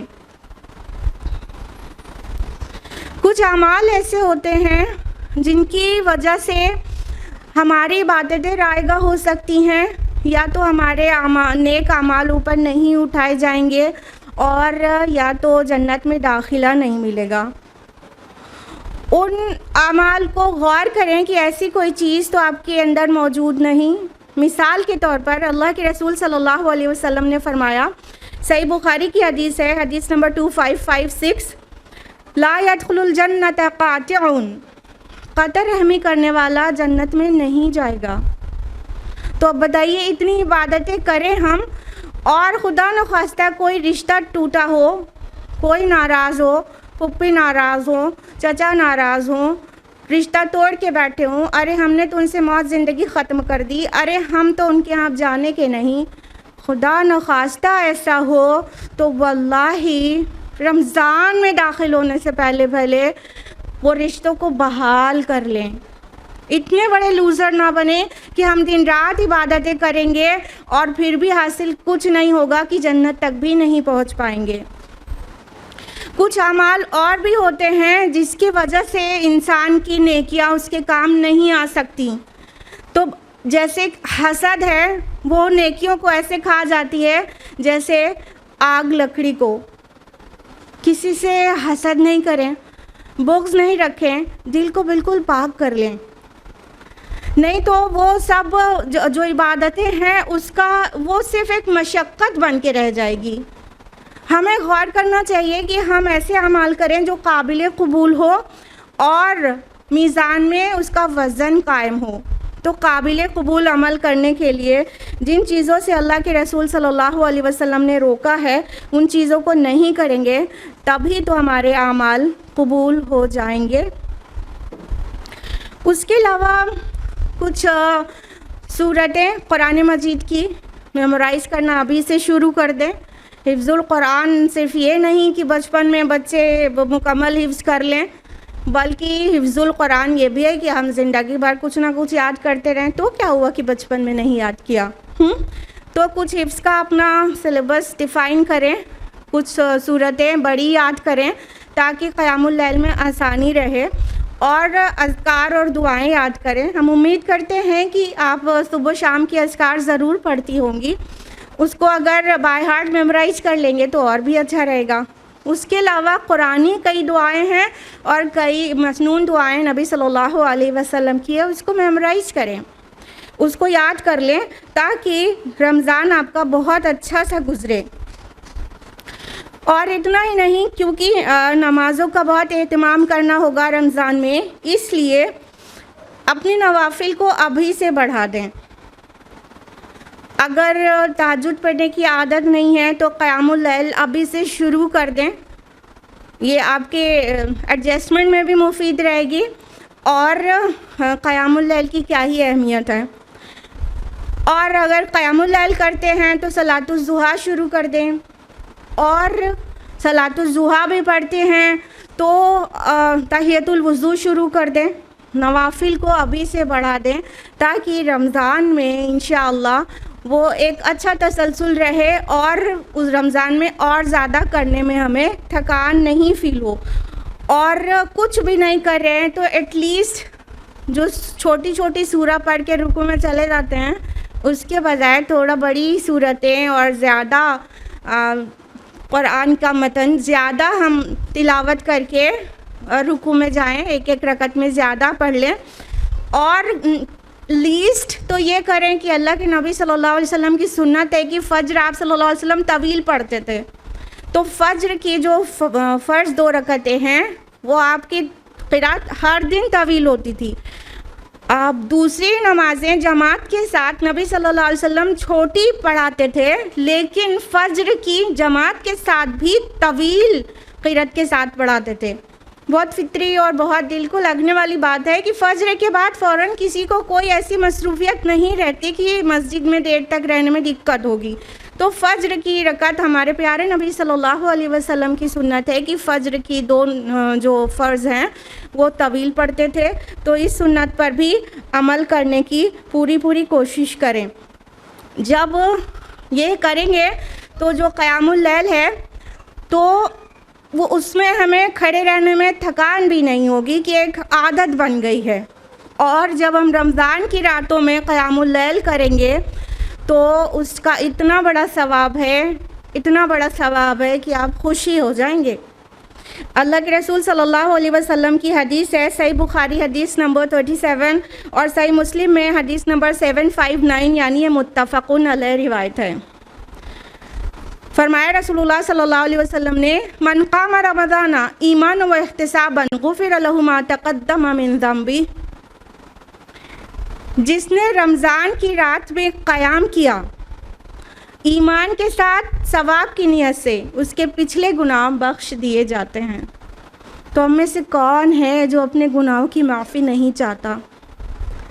लिहाजा रमज़ान में क़याम ज़रूर करें और अभी से क़यामुल लैल को शुरू कर दें। उसके अलावा अगर आप ज़कात रमज़ान में पे करती हैं तो उसे कैलकुलेट अभी कर लें। फ़र्ज़ तो नहीं है कि रमज़ान में ही ज़कात निकालना है, लेकिन अगर आप रमज़ान में ही याद रखने की वजह से रमज़ान में ही ज़कात पे करती हैं तो अभी से कैलकुलेट करके रख लें ताकि वो कैलकुलेशन जैसा काम आपका ना बाकी रहे। और सदक़ात की तरगीब अभी आपने सुनी सिस्टर शाइस्ता से, तो सदक़ात को अभी से बढ़ा दें। हम लोगों की बहुत सारी ज़िंदगी की ज़रूरियात होती हैं, महंगे लिबास, महंगे जूते और घर के डेकोरेशन में महंगी चीज़ें लगाते हैं।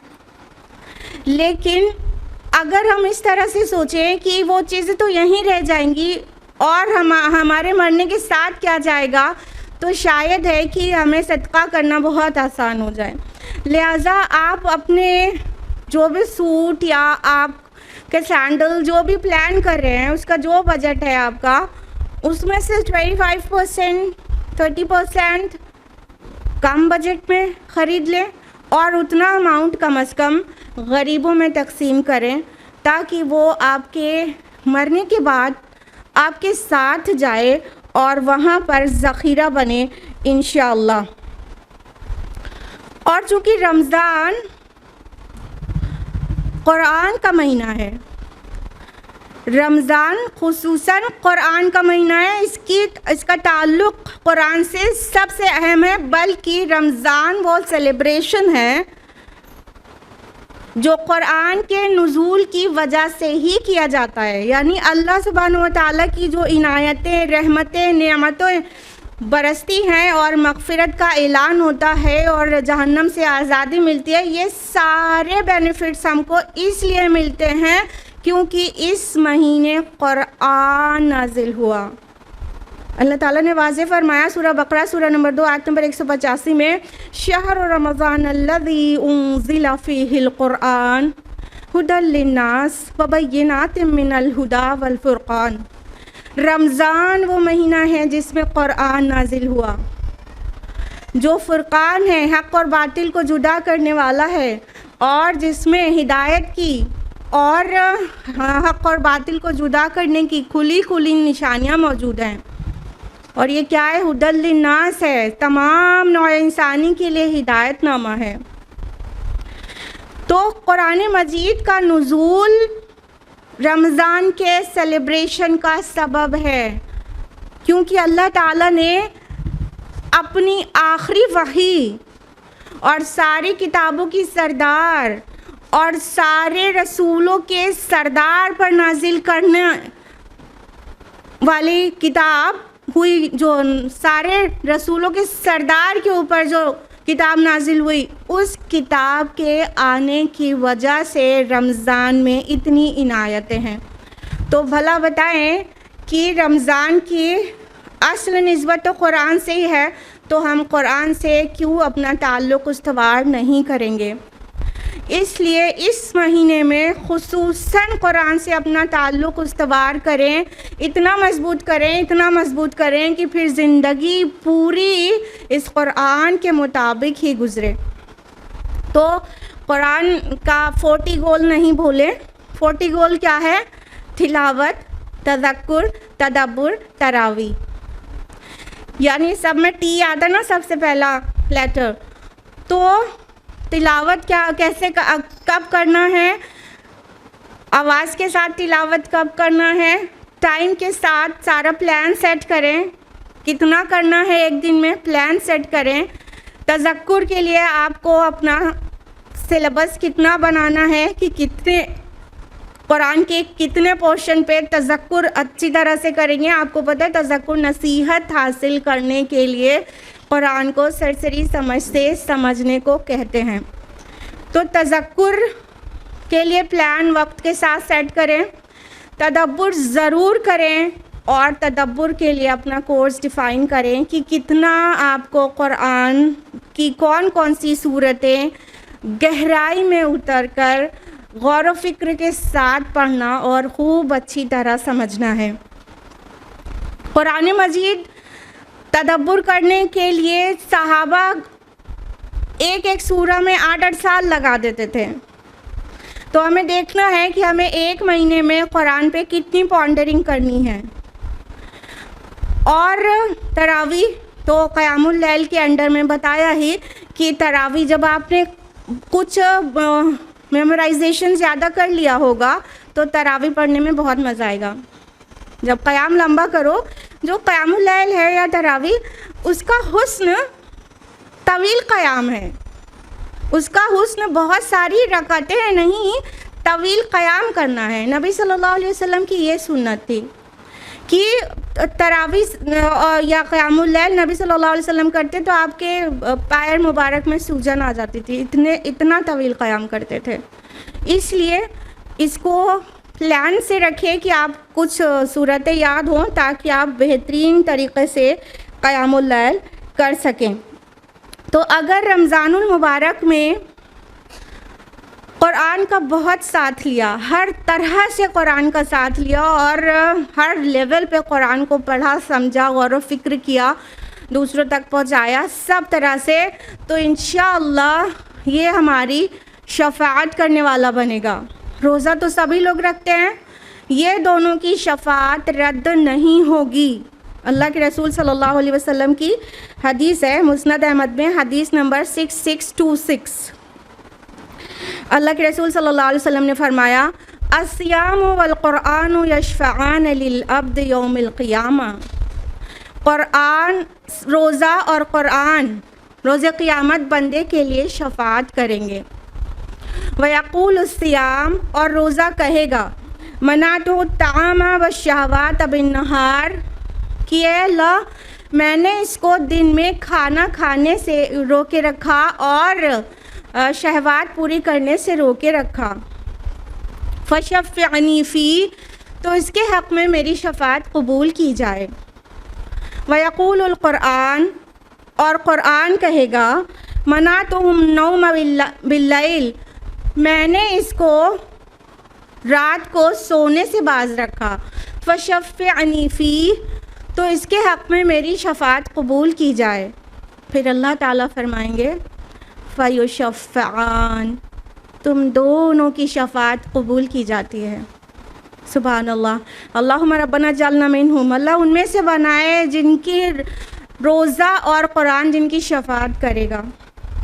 तो बातिल शफ़ाअत को ज़हनों से निकालें, शफ़ाअत हक़ के मुस्तहिक़ बने और क़ुरान मजीद का साथ इख्तियार करें और रोज़े को पूरे हुकूक़ की अदायगी के साथ अदा करें, ताकि ये हमारी शफ़ाअत कराएं। सिर्फ़ क़ुरान का साथ आपको नहीं लेना है, बल्कि आपको दावत इलल क़ुरान भी करना है इंशाअल्लाह। क़ुरान मजीद की तरफ लोगों को बुलाना है। अभी आप देख रहे हैं उम्मा की क्राइसिस, उसमें जो टॉप मोस्ट रीज़न है वो क्या है? तर्क क़ुरान ही तो है ना। हम क़ुरान से इतना दूर हो गए कि सारी दुनिया में हम ज़लील व ख़ार हो रहे हैं। और इससे बाहर आने का एक ही तरीक़ा है कि हम क़ुरान की तरफ पलटें, रुजू इलल क़ुरान की तहरीकें चलाएं। तो ना सिर्फ़ आपको ख़ुद क़ुरान का साथ लेना है, बल्कि इस क़ुरान की तरफ लोगों को बुलाना है। वमन दआ इलैहि हुदिया इला सिरातिम मुस्तक़ीम, जो इस क़ुरान की तरफ लोगों को बुलाएगा उसकी ख़ुद की तो हिदायत सिरात मुस्तक़ीम पे हो ही जाएगी। यानी आपकी कोशिश बेकार नहीं जाएगी। आप कोशिश करेंगे लोगों को क़ुरान की तरफ बुलाने की। कहने का मतलब उनके सामने दरसे क़ुरान कर रहे हैं, उनके साथ फैमिली के साथ डिस्कस कर रहे हैं, या कोई क़ुरान समझने समझाने का दौर चल रहा है, डिस्कशंस चल रहे हैं।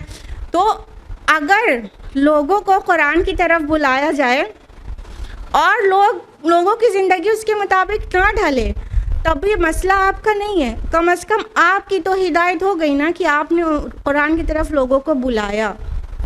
तो प्लीज़ दावत इलल क़ुरान और रुजू इलल क़ुरान की तहरीकें चलाएं, और उसके बाद ही हमारे हालात कुछ सुधरने वाले हैं। उसके अलावा आई वुड सजेस्ट यू कि हम लोग कुछ अहम काम फैमिली के साथ करते हैं। यानी अगर दिन भर फैमिली मेम्बर्स सब घर पे नहीं होते हैं, तो कोई दिन का कोई हिस्सा तो हम ऐसा चाहते हैं कि फैमिली पूरी साथ बैठे, जैसे कि डिनर साथ में करते हैं या कोई और काम।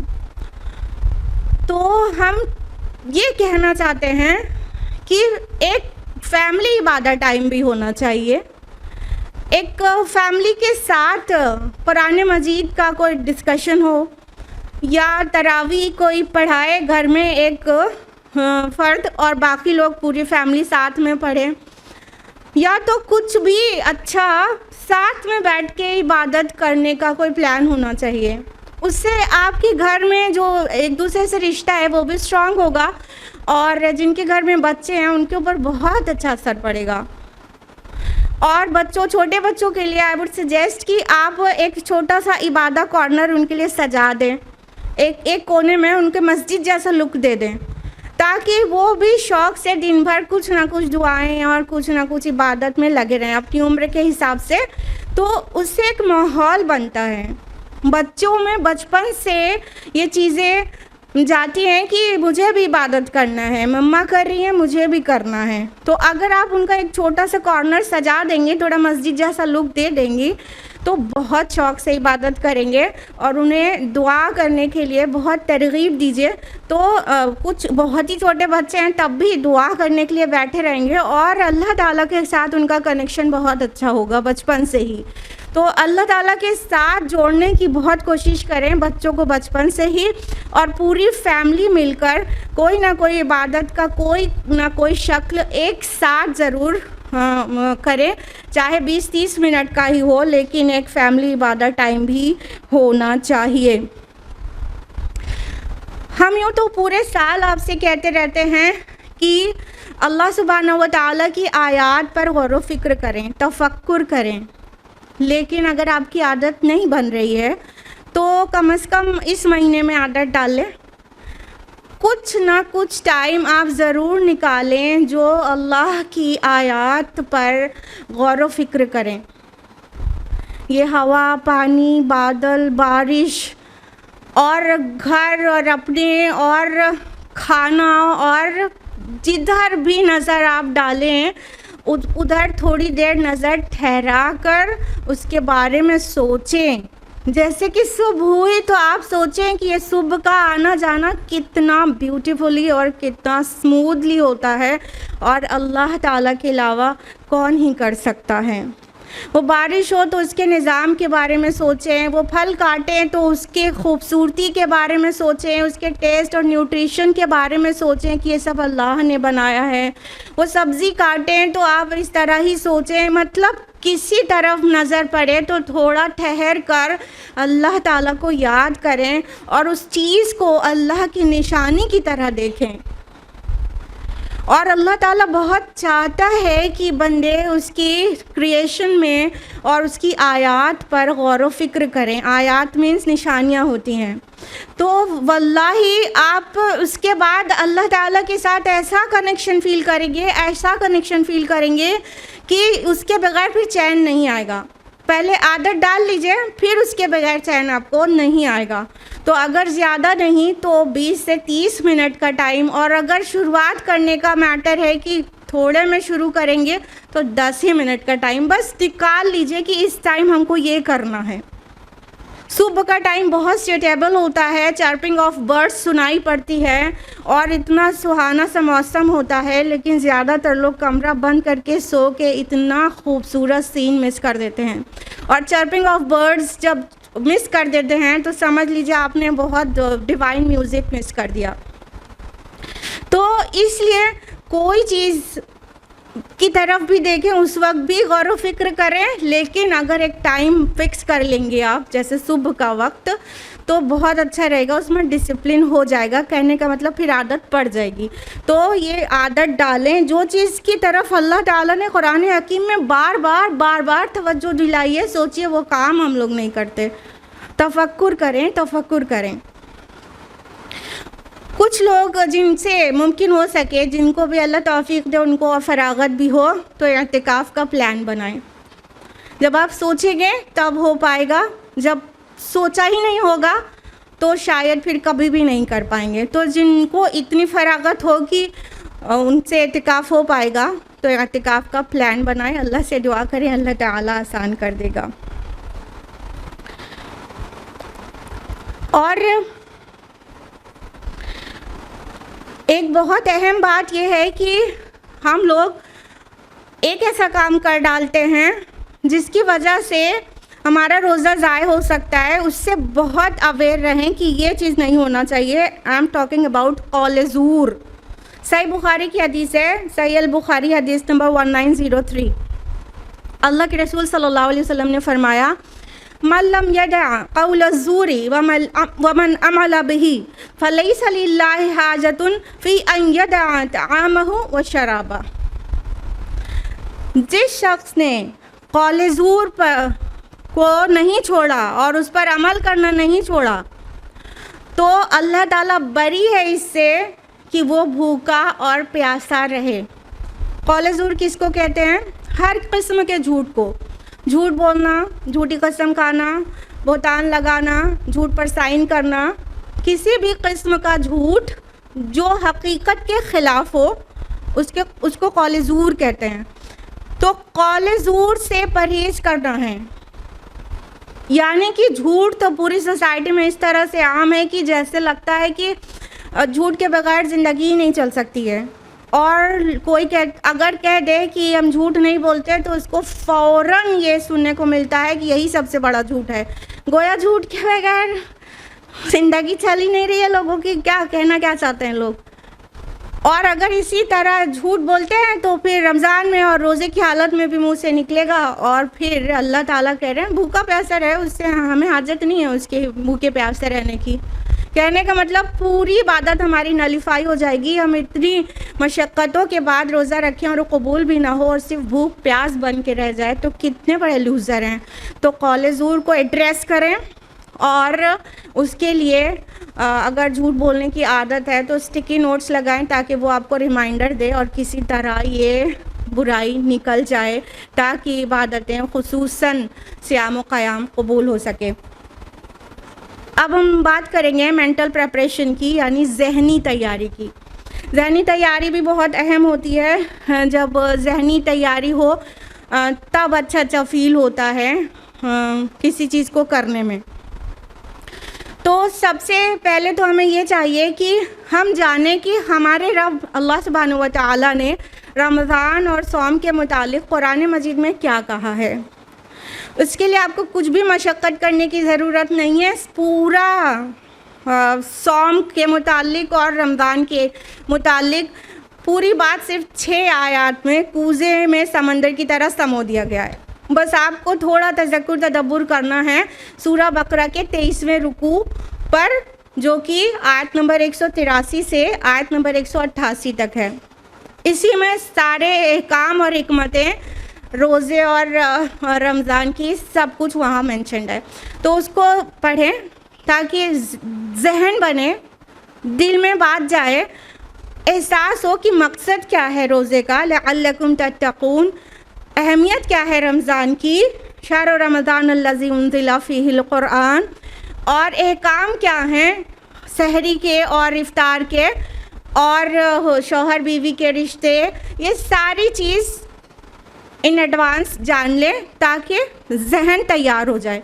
साथ ही कई अहादीस के कलेक्शन में किताबुस सौम है, सब बुखारी मुस्लिम में है, बहुत सारी सभी किताबों में। तो किताबुस सौम की कुछ अहादीस पढ़ें ताकि कई मसाइल भी पता चले और एक माहौल डेवलप हो जाए। कई फजीलत की भी अहादीस होगी, कई मसले मसाइल की अहादीस होगी, तो वो सब आपको पता चल जाएगा और आपको अच्छी तरह से महसूस होने लगेगा कि अब आप रमज़ान को महसूस कर रहे हैं, फ़ील कर रहे हैं, और आप इंशाअल्लाह प्रोडक्टिव काम कर सकेंगे और जिन चीज़ों से हमारा रोज़ा टूट जाएगा या नुकसान आएगा वो चीज़ें नहीं करें। कहने का मतलब ये चीज़ें ज़रूर पढ़ लें। उसके अलावा माशाअल्लाह दायाने इस्लाम बहुत सारी प्री रमज़ान सीरीज़ कर रहे हैं, तो अगर आप सोशल मीडिया पे एक्टिव हैं तो प्री रमज़ान सीरीज़ देख डालिए। कोई दर्स कुरान, खुलासे कुरान या लेक्चर्स रमज़ान के ऊपर, उसको सुन डालिए। तो फिर क्या होगा कि ये एक बहुत अच्छी ज़हनी तैयारी होगी ताकि दिल खुश रहे और बड़े ही शौक़ से हम रमज़ान की इबादतें कर सकें। और हमने ज़रूर कहा आपसे कि वो आप सोशल मीडिया पर एक्टिव हैं तो ऐसा कर लीजिए, लेकिन प्लीज़ डिजिटल डिटॉक्स करिए अपना, इस डिवाइस से थोड़ा बाहर आएँ, कम करें, स्क्रीन टाइम अपना रिड्यूस करें। चाहे आप मोबाइल यूज़ करें, चाहे लैपटॉप बहुत ज़्यादा यूज़ करती हों, बहरहाल किसी तरह आप डिजिटल डिटॉक्स अपना ज़रूर करें, क्योंकि बहुत एहसास किए बगैर हम बहुत अहम वक्त को डिजिटली उसको हम वेस्ट कर रहे हैं। तो अपने टाइम को नोटिस में लें कि कितनी देर आप स्क्रीन टाइम आपका है, उसको रिड्यूस करें अभी से, क्योंकि अचानक से रमज़ान में नहीं होगा। और अनफॉर्चुनेटली बहुत सारे लोग ऐसे हैं जो बिल्कुल मोबाइल के एडिक्ट हैं। जैसे सांस लिए बगैर इंसान नहीं रह सकता, पानी पिए बगैर इंसान नहीं रह सकता, कुछ एक लोग मोबाइल के बगैर बिल्कुल भी नहीं रह सकते।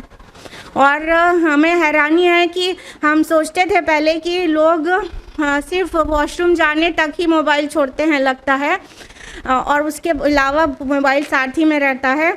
और हम शॉक्ड तब हो गए जब हमने किसी को कॉल किया और उन्होंने कहा कि अभी तो आई एम टेकिंग शावर, मैं नहा रही हूँ, बाहर निकलूँ तो बात करूँ, बाहर निकल के देखती हूँ फिर बताती हूँ।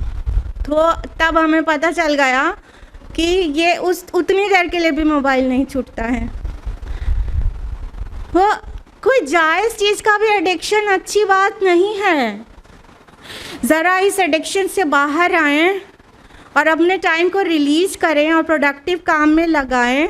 और रमज़ान में अगर आपकी आदत नहीं छूटी हुई होगी तो पहले ही दिन से कैसे ही छूट जाएगी।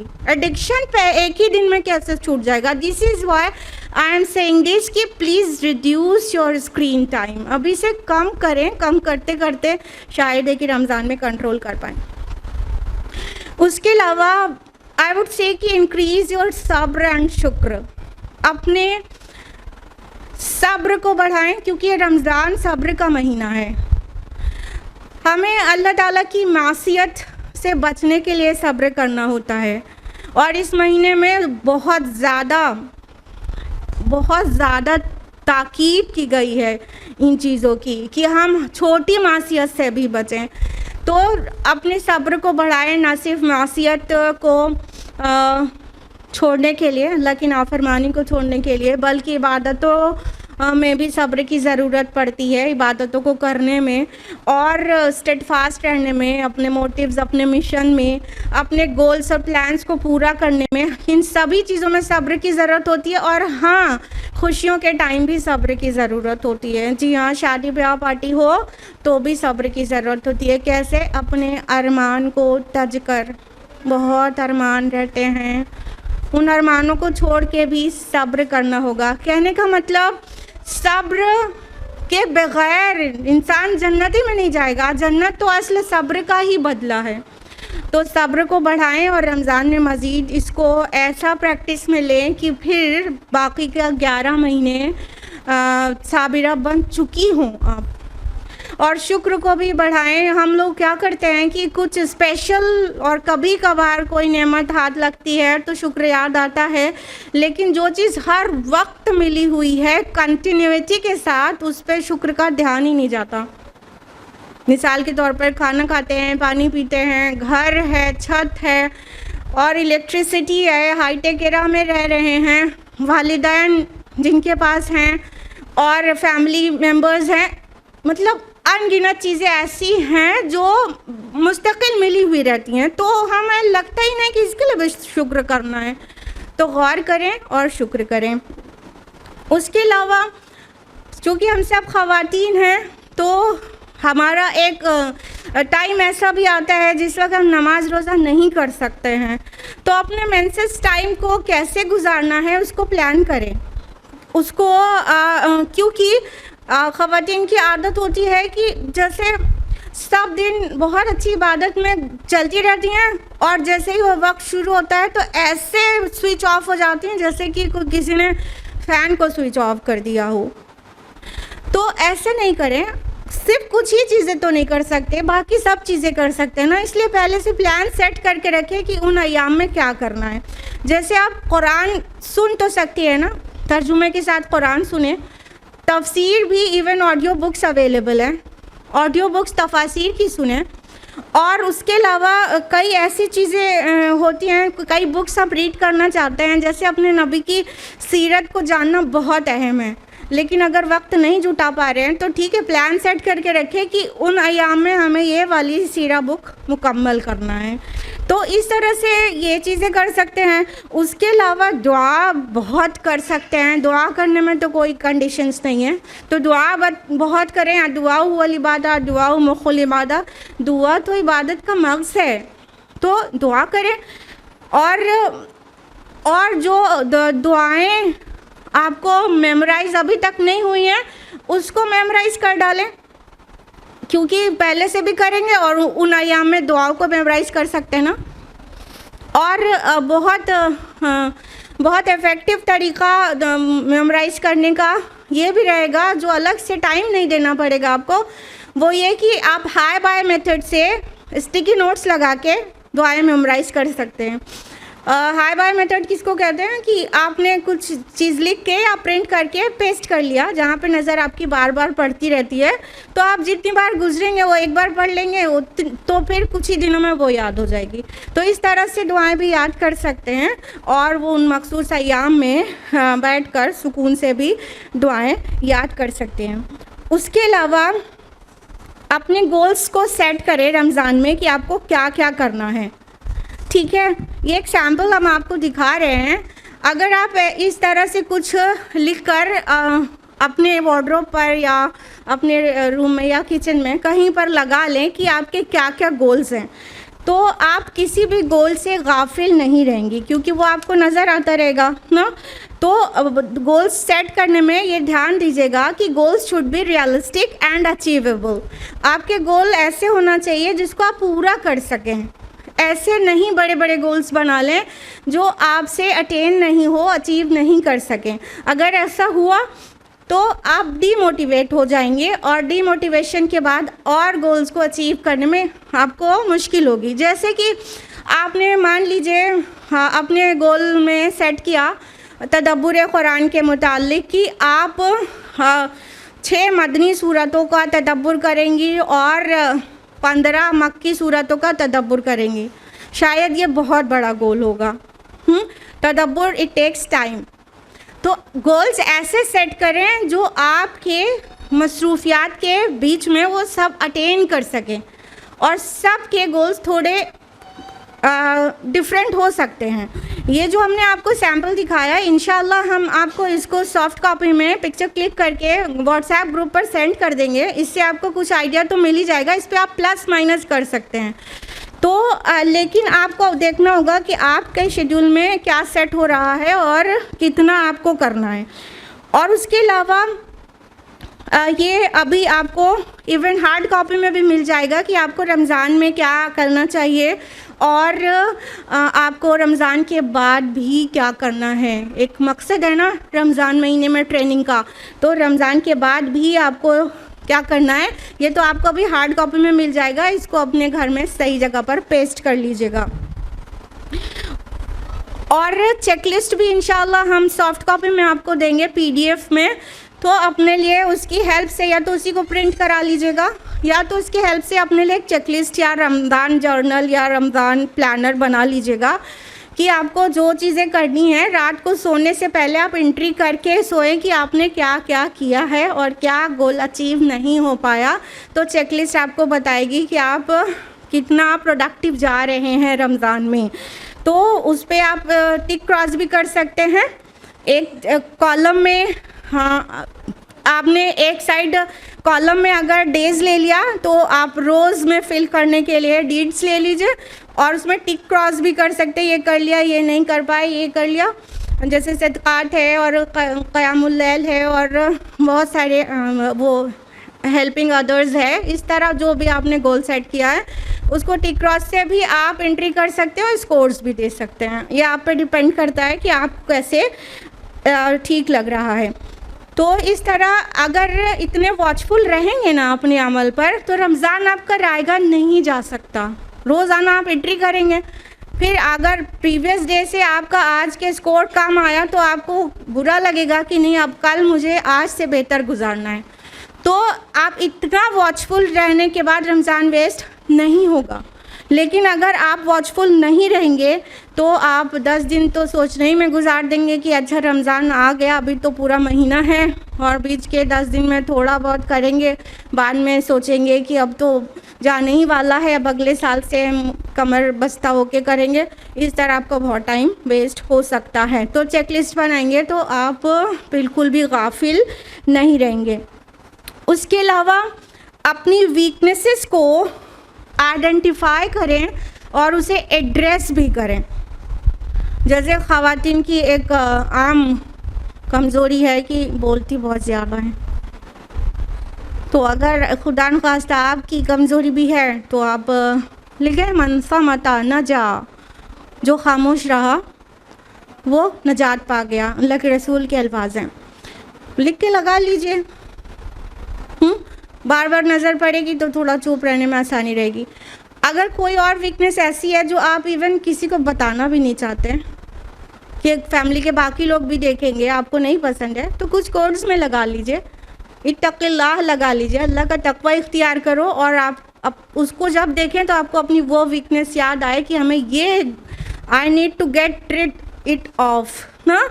तो आप कोड्स में कुछ और लगा के अपनी वीकनेस को एड्रेस करिए और उसे ख़त्म करने की कोशिश करिए, आपको उसे मिटाना है।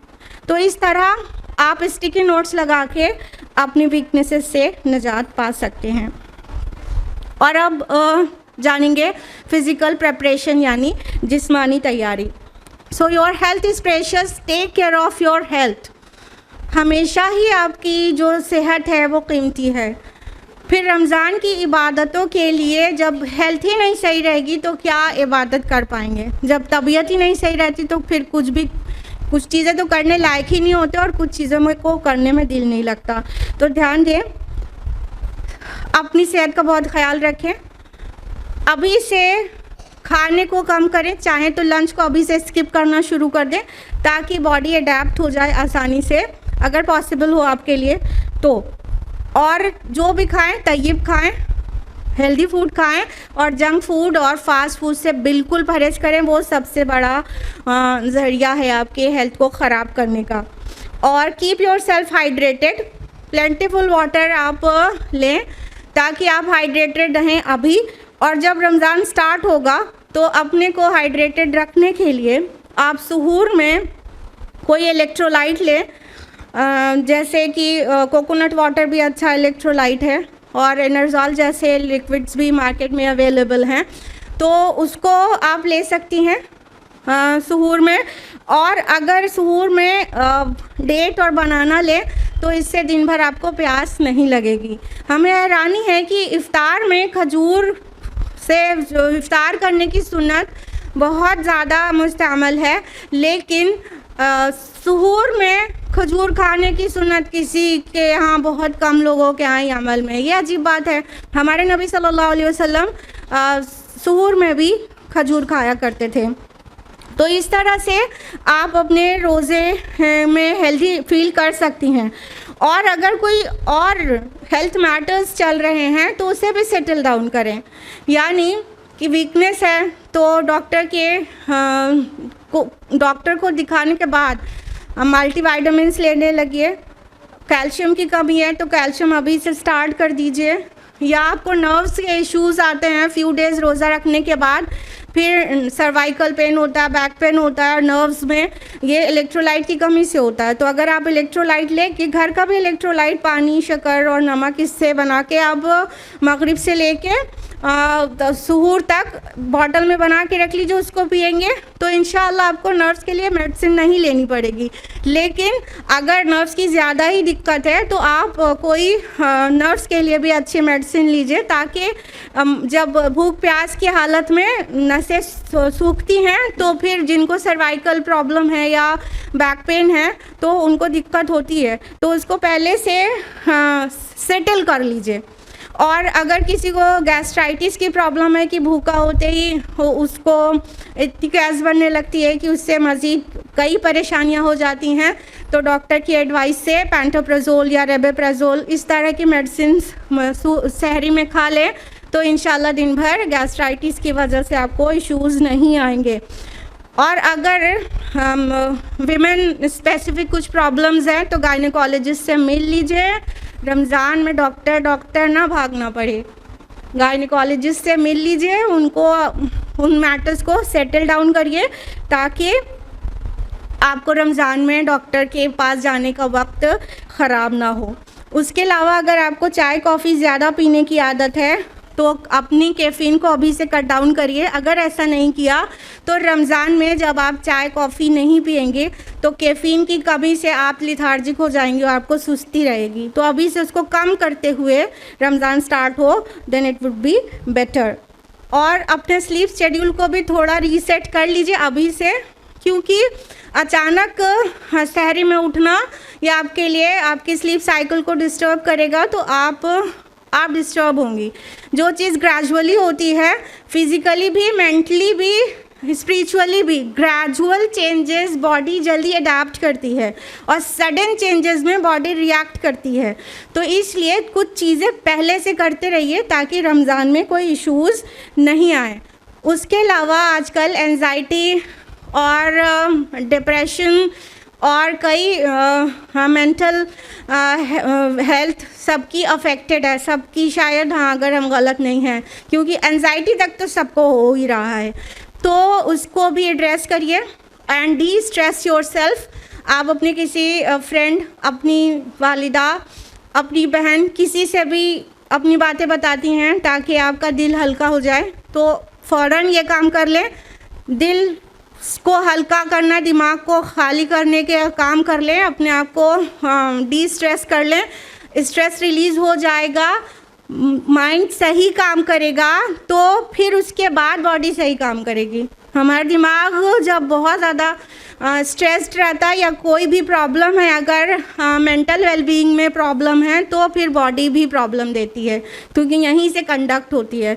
तो अगर ज़्यादा ही प्रॉब्लम है तो काउंसलिंग्स वगैरह ले लें, छोटी मोटी प्रॉब्लम है तो अपने किसी राजदार से बता के अपने आप को लाइट कर लें। अब जल्दी से टाइम मैनेजमेंट और कैलेंडरिंग के कुछ पॉइंट्स बता के हम अपनी बात को ख़त्म करेंगे। हम ये तो नहीं कह रहे हैं कि आप बहुत सारी ईद के लिए शॉपिंग करिए, लेकिन अगर कुछ करना ही है तो रमज़ान स्टार्ट होने से पहले कंप्लीट योर शॉपिंग। अगर करना ही है, हम रिकमेंड नहीं कर रहे हैं, करना है तो रमज़ान से पहले। रमज़ान में मार्केट जाके इतने सारी भीड़ में मर्दों का धक्का खाना बहुत बुरी बात है। उसके अलावा अपने हाउस होल्ड चोर्स जो हैं उनको भी मैनेज करके रखिए, उनको अच्छी तरह से ऑर्गेनाइज करके रखिए। घर के कामों में जैसे कि मंथली क्लीनिंग है, वो ईद से पहले क्यों होगी, वो रमज़ान से पहले होनी चाहिए। उसके अलावा कपड़े, जाए नमाज, पर्दे, जो भी लॉन्ड्री है वो सब पहले से क्लियर करें और हर एक चीज़ को इतना तरतीब से रखें कि हर चीज़ निकालने में आसानी हो। तो ये सारी सेटिंग करें और हाँ, महीने भर का राशन रखें ताकि बीच में आपको लिस्ट बना के राशन नहीं मंगाना पड़े। मील प्लान बना के किचन में लगा लें, क्योंकि ख़वातीन का ये बहुत बड़ा मसला है कि खाना बनाने में जितना टाइम नहीं लगता उससे ज़्यादा तो सोचने और डिस्कस करने में लगता है। इसलिए पूरे महीने का मील प्लान बना लें और उसको किचन में पेस्ट कर लें। बस जो तारीख रहे वो चीज़ बनेगी, वो सारी चीज़ें घर में अवेलेबल होना चाहिए।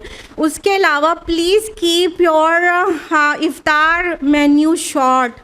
अपने शौहर, अपने बच्चों को भी समझाइए कि रमज़ानुल मुबारक कुकिंग स्किल्स दिखाने के लिए नहीं आता है और शुरुआत खजूर से, सुन्नत से करके फिर खिलाफ़े सुन्नत इतना बहुत सारा खा लेने के लिए नहीं है इफ्तार। ठीक है, हम शुरू तो करते हैं सुन्नत से, खजूर खा के, लेकिन हम अपने नबी की पूरी सुन्नत को अमल में कर लाए ना। रसूलुल्लाह सल्लल्लाहु अलैहि वसल्लम साहबा इतना बड़ा दस्तरखान सजा के इतना फ्राइड चीज़ें बैठ के थोड़ी खा लेते थे। तो पूरा रमज़ान का मकसद हाल होने दें। हम जानते हैं आप लोग होने भी देंगे, लेकिन घर में बहुत सारी डिमांड्स रहती है, बड़ा इंतज़ार रहता है, तो उनको पहले से समझाते रहें रमज़ान का मकसद ये नहीं, रोज़ा रखने का ये मकसद ही नहीं, पूरा मकसद ही फौत हो जाता है। इतनी चीज़ें खा लेते फिर कहते हैं अल्लाह रमज़ान में इतनी बरकत दे दिया कि जितना पूरे साल कभी एक साथ इतनी चीज़ नहीं बनती, रमज़ान में बनती है। सुभान अल्लाह, ये तो हम करते हैं। उसके अलावा अपने मंथ को पूरा शेड्यूल करें और अपने टाइम को पूरी तरह से मैप करें, किस वक्त क्या करना है। अगर आप बहुत डिसिप्लिन्ड हैं तो फिर पूरा 24 घंटे का हर घंटे आधे घंटे की भी शेड्यूल लिख के रखें और कहीं पर पेस्ट कर लें, अगर आपसे फॉलो हो सके। इतना स्मार्टली ये चीज़ बनाइएगा कि आपको दिक्कत नहीं हो, यानी कि बीच बीच में आप बफर्स डालना है कि इबादत का जो भी पोर्शन है उतना करने के बाद बीच के 15-20 मिनट आपको किस तरह से अपने माइंड को फ्रेश करना है वो भी देख लीजिएगा। और जो लेक्चर सुनने वाले काम वो ऐसे वक्त में शेड्यूल करें जिस वक्त जैसे आप लेट के भी कर सकती हैं ना ये, तो उसके लिए आप जब काम कर चुके मशक्क़त वाली इबादत का, तो लेटने के बाद वो लेक्चर वगैरह के शेड्यूल को उस टाइम पर रखें। मतलब हम आपको बता रहे हैं स्मार्टली अपने डे को प्लान करें। उसके अलावा चूँकि अगर आपको ऑनलाइन जाना पड़ेगा कुछ चीज़ें देखने सुनने के लिए, तो उसके सारे लिंक्स को ऑफलाइन सेव कर लें, क्योंकि अगर आप फ्री यूट्यूब पर स्क्रॉल करते रहेंगे तो फिर इधर उधर भी जाएंगे, आप कंट्रोल नहीं कर पाएंगे। इसलिए हर एक चीज़ ऑफलाइन सेव करें और ऑनलाइन सिर्फ उतनी देर के लिए जाएं जितनी देर आपकी वीडियो प्ले हो रही है। And last but not the least, जितना ज़्यादा शेड्यूलिंग करेंगे, प्लानिंग करेंगे, उतना एक चीज़ का ख़तरा बढ़ जाएगा कि अचानक अगर कोई हमारे शेड्यूल को डिस्टर्ब कर देगा तो हमारा मूड ख़राब हो सकता है। जैसे कि आपका कुरान को तज़क्कुर करने का वक्त था, कोई गेस्ट आ गया, या तो हस्बैंड ने आवाज़ दे दिया, या तो अम्मी ने किसी काम में लगा लिया। अब मूड ख़राब कि मेरा ये काम रुक जाएगा। गौर करने की बात यह है कि जो भी चीज़ आप करने जा रहे थे उसका मकसद क्या था। सबसे पहली बात क्या कही थी? प्योरीफाई और इंटेंशन, रज़ाए इलाही के लिए काम करना है। तो जब रज़ाए इलाही के लिए ही तज़क्कुर बिल कुरान करना था, तो अब रज़ाए इलाही इसमें है कि हम मेहमान को खूब मुस्कुरा कर रिसीव करें या शौहर या वालिदा को टाइम दें। अब रज़ाए इलाही इधर है, उधर नहीं है। इस बात को समझिए, जब मकसदियत पूरी रहती है तो कन्फ्यूजन्स नहीं आते हैं, गुस्सा नहीं आता है। इसलिए मकसद रज़ाए रब रहे तो कोई गड़बड़ नहीं होगी और शेड्यूल डिस्टर्ब होने से आप परेशान नहीं होंगे, और वो स्कोर आपको तज़क्कुर के बजाय अब गेस्ट को रिसीव करने से क्या पता उससे ज़्यादा स्कोर आप गेन कर लें। तो इस तरह से हम अपने रमज़ान को प्रोडक्टिव बनाएं। और रोज़ा रखने वालों के लिए क्या खुशखबरी है, अल्लाह के रसूल की हदीस सुना के आपसे रुखसत होंगे। बुखारी मुस्लिम की मुत्तफ़क़ुन अलैह रिवायत है, बुखारी में 1904, मुस्लिम में 1151। ये हदीस कुदसी है। अल्लाह के रसूल सल्लल्लाहु अलैहि वसल्लम फरमाते हैं कि अल्लाह ताला फरमाता है, कुल्लु अमल इब्ने आदम अल्लाह, इब्ने आदम का हर अमल उसके लिए है, इल्ला सियाम, सिवाय रोज़ों के, फ़इन्नहु ली, बस वो मेरे लिए है, व अना अज्ज़ी बिही, और मैं ही उसकी जज़ा दूँगा। इसकी एक क़िरात व अना उज्ज़ा बिही भी है कि और मैं ही उसकी जज़ा हूँ। तो रोज़े के बदले अल्लाह का बहुत बड़ा रिवॉर्ड मिलता है, यूँ कहिए अल्लाह को ही पा लेता है इंसान। तो हम इन खुशनसीब लोगों में से हों कि हमारी इबादतें काबिल कबूल हों। एक दुआ के साथ अपनी गुफ्तगू को तमाम करेंगे। सुनन अबू दाऊद हदीस नंबर 1522, अल्लाहुम्मा इन्नी अला ज़िक्रिका व शुक्रिका व हुस्नि इबादतिक। अल्लाह में तौफ़ीक़ दे कि हम आपका ज़िक्र करें, आपका शुक्र करें और आपकी अच्छी इबादत करें। आमीन या रब्बल आलमीन। वाखिरु दावाना अल्हम्दुलिल्लाहि रब्बिल आलमीन। वस्सलामु अलैकुम व रहमतुल्लाहि व बरकातुहू। जज़ाकल्लाहु खैरा सिस्टर। अल्हम्दुलिल्लाह, आपने बहुत ही अहम नुकात की तरफ हमारी रहनुमाई की, और यकीनन अगर हम इस पर अमल पैरा होंगे तो इंशाअल्लाह पूरी तैयारी के साथ रमज़ान में दाखिल हो सकेंगे और इस मुबारक मौके से खूब फ़ायदा उठा सकेंगे। अल्लाह ताला से दुआ है कि अल्लाह रब्बुल इज़्ज़त हमें इस रमज़ान भरपूर इबादत करने की तौफ़ीक़ अता फ़रमाए और हम वैसे रमज़ान गुजारें जैसे हमारा रब पसंद करता है। इसके साथ ही हमारे प्रोग्राम का अख्तिताम होता है। सुब्हानकल्लाहुम्मा व बिहम्दिका नशहदु अल्ला इलाहा इल्ला अंता नस्तगफिरुका व नतूबु इलैक। वस्सलामु अलैकुम व रहमतुल्लाहि व बरकातुहू।